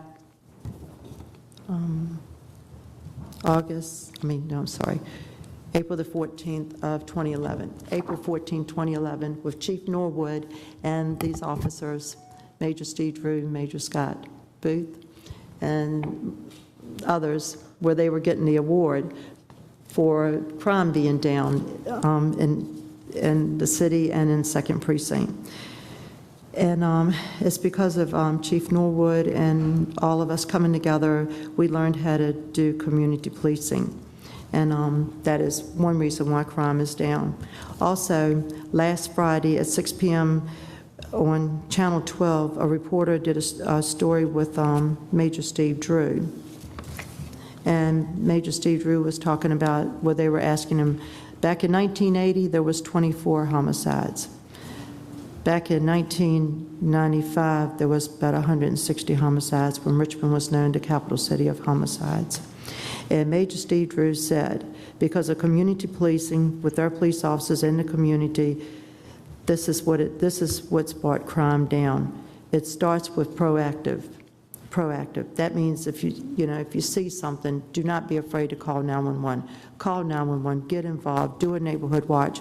And we do know that our new chief, Ray Tarasovic, is also encouraging for us not to go backwards, to continue to go forward and keep crime down and get involved so that we can have more businesses, so we can have, more apartments and senior homes and things like that being built, not only in the 8th District, but all of the city. But we must continue to work together. So I just wanted to say that we thank all of our police officers for what they do. And also, I think I forgot to mention Captain Harvey Powers, who attended our meeting last Thursday, and he was talking about what they're getting ready to do about prostitution on the Jefferson Davis corridor. Also, Captain Sybil Elamine attended our meeting, and she spoke about they have taken first place with crime being down in 1st Precinct. So that's a good thing. But we're going to get it back over here at 2nd. Anyway, they got it right now.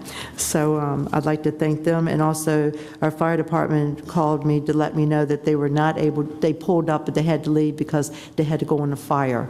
So we understood. But anyway, Company 21 did notify me to let me know why they were not there. I'd like to thank everyone that attends our 8th District meetings. We know that it's sometimes it takes a lot, to come out, especially the elderly when it's so hot. But I thank them from the bottom of my heart for coming in, the business people and the pastors of the churches. And also I thank them for bringing their children. The children attend our meeting and they're wonderful. So thank you all. And don't forget to go to National Night Out on Tuesday, August the 6th. Oh, thank you. Our smoke alarm. Our smoke alarm. And, this right here, this is probably what saved the apartments, because the smoke alarms were going off. Yeah, the kitchen had caught on fire. But anyway, if you call 646-1526, 646-1526, those firefighters will come to your house. They'll put the smoke alarm up for you. They don't charge you nothing, and I know that. They don't charge you anything. And if you want to, you can go to your nearest fire station, tell them that you need a smoke alarm or you need it checked, and they will come to you, and they'll set up an appointment so they can come and check them out. So give them a call. Thank you. Thank you so much, Ms. Trammell. Vice President Robertson. Thank you, Mr. Samuels. Okay, I have a couple announcements. First of all, I'd like to express my appreciation to the city staff and many of the city departments, nonprofits, a lot of city agencies that participated on July the 13th for our showcase of Highland Park. We had an opportunity to show off the new development that's taking place at Highland Grove, as well as the community. The city's planning department gave a good overview of the master plan for the development site, which include the new elementary school, which we're looking forward to building as a part of the neighborhood. There were several organizations that participated in it. I certainly couldn't name them all, but I especially want to thank many of those persons that came out. CAPUP was able to provide us with transportation so that we could do tours through the community. Bill Martin with the Valentine's Richmond Historic Center was there to do a narration for us of the history of the community, and there were lots of other folk that participated. Over 175 people participated in the tour. So we're looking forward to new residents moving into the community as we continue to build out. On August the 10th, Chandra Mohammed, who is the 6th District School Board representative, this is their 5th year of providing Northside Coalition for Children back to school backpacks with lots of materials and so forth. Mr. Hilbert, I know that you've worked very closely with her as well. and participating in that effort. They are recruiting 100 men to actually distribute backpacks that are fully stocked. That event will be held on August the 10th from 10 to 12. They're going to be operating out of Overby Shepherd Elementary School at 2300 First Avenue. And so I just want to put that information out there. If you'd like to get in touch with School Board Member Sandra Mohammed, her number is 687-6743. I want to do everything we can to try to get our children ready to get them back in school. I'm sure they are anxious to be talking about going back to school right now, though. On Thursday of this week, from 8:30 to 10:30, the Affordable Housing Trust Fund Advisory Board of City Council is having its monthly meeting at the Venture Richmond office at 200 South 3rd Street. Any council members that are interested in input in how we set up this fund, as well as programming of use of funds to build more affordable housing in the city of Richmond, you're welcome to be a part of that meeting as well. If you are going to attend, it is important that you let us know so that if more than 3 council members are involved in the meeting, that we can do the proper advertisement for that.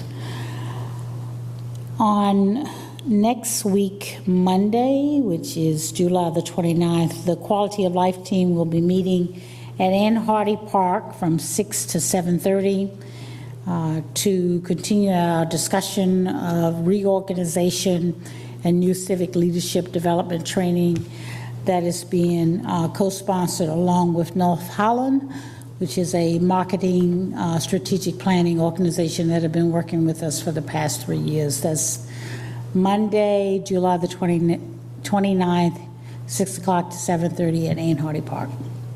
And that's it for me, Mr. President. Thank you very much. Thank you so much. Anybody forget to say anything when their term came around? Seeing none. Yes, well, I did forget one thing. Oh, yes, Vice President Robertson. That's why I asked. No problem. National Night Out. Throughout the 6th District, as you are aware, from Belmead, Oak Grove, downtown, Manchester, Southern Barton Heights, Highland Park, and Eastview. There are designated locations that are pretty traditional for the neighborhood. All are planning to have a National Night Out event, and I just want to encourage the 6th District to support and show up. Thank you. Thank you, Vice President Robertson. First and foremost, I want to recognize Robert Zullo, who undoubtedly hates to be made a part of the story, on his impending move to another state, and congratulate him on his impending nuptials as well. Congratulations on your new job. You've done a great job reporting about us, and we will be sorry to not see you sitting over there. So congratulations, and congratulations on your marriage more than your new job. So starting on July 25th, please remember the Redskins are coming to train. They will be training just north of the Fan District, the Museum District, the West Gray Street Association, West Avenue Association, Monument Avenue Preservation Society. Most all of the reports about this have suggested that you use the lots laid out. If you need help in finding those, you can always email me, charles.samuels@richmondgov.com. You can also just Google parking in Richmond Redskins, and that would do just as well. The one thing I do ask, and most of the reporting groups around town have followed through with this, while parking in the Fan, some of it is free. Please understand that there are time limits for parking in the Fan, and if you violate that, it is a $50 ticket. And although I love having revenue come to the city, I'd hate for someone's visit with a Redskin to be spoiled by a ticket. So I'd ask that you not park in the Fan District, but use the lots that have been made available. In addition to that, please come on down to the Fan District afterwards to enjoy our many local and delicious restaurants and other shops. Tuesday, August 6th is, of course, the National Night Out. Each event is organized individually or in neighborhoods. If you want any more information, you can contact Carol Adams at carol.adams@richmondgov.com or at 646-4069. You can also register your event online at www.richmondgov.com/police. The Robinson Street Association will be having their meeting tomorrow night at 6 p.m. at Retreat Hospital, which is on the 2600 block of Grove Avenue. You can't miss it. It's the entire south side of the street. The Partnership for Families Northside Block Party will be Saturday, August 3rd, 2013, from 10 a.m. to 2 p.m. at the Northside Family Learning Center. That's 800 West Graham Road. It's family-friendly activities, face painting, train rides, and balloons. There will be a fire truck, hula hoops, Zumba, music, and dance, and the best part of all, farm animals for petting. So there'll be a petting zoo there. There will be some food, some free and some for sale. Trucks from Grow, RVA, street foodie, snow cones, popcorn, cooking demonstrations. Oh, good. Entertainment by the young Prince Charles. That is not me, just to be clear. And a DJ. I also want to remind folks that there will be no formal council meetings or committee meetings in August. But we have not quit our jobs. Please feel free to continue to reach out to us with any concerns, comments, and we're always willing to accept compliments. I want to also thank Mr. Harris, who is the winner tonight of the Last Man Standing. Congratulations to you, sir. And at this point, Madam Clerk, I believe we need to have the new papers introduced. Yes, sir. Ordinance number 2013-166 to amend City Code Section 2-31 concerning council liaisons for the purpose of providing for the appointment of council liaisons by the council chief of staff, and City Code Sections 2-33, 34, and 35 concerning the classifications of council policy analysts, council budget analysts, and council public relations specialists for the purpose of providing for the appointment of employees in such classifications by the council chief of staff. Governmental operations, July 25th at 5 p.m. Council public hearing, September 9th. Ordinance 2013-167 to declare a public necessity for and to authorize the acquisition of 901 East Canal Street for the purpose of public parking. City Planning Commission, 1:30 p.m. September 3rd. Council public hearing, September 9th. Ordinance 2013-168 to authorize the CAO to accept $20,000 from the University of Maryland for the purpose of funding an effort of the Adult Drug Treatment Court to establish a reentry path for adult drug treatment court participants transitioning from the city jail to the community. Public Safety, September 16th at 5 p.m. Council public hearing, September 23rd. Ordinance 2013-169 to renounce the right to receive payment on a debt due to the city in the amount of $18,875,000 plus accrued interest in the amount of $15 million associated with the parking facility constructed at 901 East Canal Street pursuant to the Richmond Metropolitan Authority Downtown Expressway Parking Deck Revenue Bond Series 1990. Finance and Economic Development, September 19th at 3 p.m. Council public hearing, September 23rd. Ordinance 2013-170 to authorize the special use of 2620 West Gray Street for the purposes of 4 two-family attached dwelling units and a parking area. City Planning Commission, September 3rd at 1:30. Council public hearing, September 9. Ordinance number 2013-171 to authorize the special use of 309, 311, 313, 313 and a third, 313 and 2/3, and 315 Gordon Avenue, 310 and 314 West 15th Street, 1514, 1508, 1506, 1504, and 1502 McDonald Street for the purpose of retail use. City Planning Commission, 1:30 p.m. September 3rd. Council public hearing, September 9th. Ordinance 2013-172 to authorize the CAO to accept a donation of 86,601 linear feet of underground conduit for the purpose of upgrading the city's traffic signal system. Land Use, Housing, and Transportation, September 17 at 3 p.m. Council public hearing, September 23rd. Ordinance 2013-173 to authorize the CAO to execute a memorandum of understanding with Family Lifeline for expanding home visiting services to families enrolled in the Healthy Families Richmond program and Family Lifeline's Parents as Teachers program. Education and Human Services, September 18th at 5 p.m. Council public hearing, September 23rd. Resolution 2013-R161 to appoint Aaron Lee Delp as a member of the Social Services Advisory Board, succeeding Gloria E. Green. Council public hearing, September 9. Resolution 2013-R162 to appoint Vaughn Whitney Garland as a member of the Urban Design Committee, member of a recognized local organization in one of the various fields of static arts, succeeding Paul DePascal. Council public hearing, September 9th. Resolution 2013-R163 to appoint Mark R. Walder-Lowen as a member of the Social Services Advisory Board, succeeding Tori J. Edmonds. Council public hearing, September 9th. Resolution 2013-R164 to appoint Barlene Parker as a member of the Audit Committee, member of the Business Community, succeeding George E. Calvert, Jr. Council public hearing, September 9. Resolution 2013-R165 to reappoint Krista M. Samuels as a member of the Community Criminal Justice Board at large member. Council public hearing, September 9. Resolution 2013-R166 to appoint Robert D. Smith as a member of the Urban Design Committee, member of the Faculty of the Arts Division of a local college or university, succeeding Rab McClure. Council public hearing, September 9th.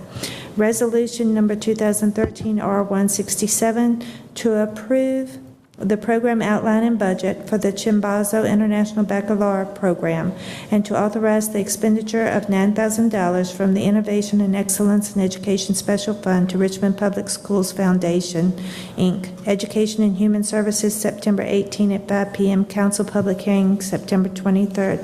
Mr. President, this concludes the introduction of legislation. Thank you very much. And the only other thing that I think we need to recognize is that while Mr. Harris may be the last man standing, there is a last woman standing. Jennifer Mullen, congratulations on tying Mr. Harris. This meeting is adjourned. Well, just a little under 3 hours tonight with Richmond City Council. Got started at 6:03. And we had no appointments or reappointments tonight. We did have awards and presentations, and then we had a public hearing before we got the agenda review, and that was because were they to go ahead with the agenda review, they would have put two papers, continued them, but they wanted to hear people speak. Those were on the GRTC Care Services and Fares papers. So they did hold a public hearing tonight. Now, no vote was taken. After the public hearing, it was continued till September 9th. There will be another public hearing that night, and from what I understand, another alternatives being offered by GRTC on this. So we'll have more about that at our next meeting, which will be in September. So then we got to the agenda review and amendments. By the way, 16 people were opposed to the fare increase and the service cuts. Nobody spoke in favor of it. Got the agenda review and amendments, and then we got to the one item that was on the regular agenda. Ironically, it was moved from consent to the regular, and that was the Archer Springs development paper, conditionally rezoned properties, 3320 Rear Trailer Drive and others there, from R1 and R4C to R5C. And that one, there were 9 people speaking in opposition. Nobody spoke in favor, but the paper did pass 42 minutes from the time it started till the time it passed by a 9-0 vote. One motion to amend. Then we got the citizens' comment period. That took about 15 minutes. We got to the approval of minutes, reports from council, and then the introduction of papers.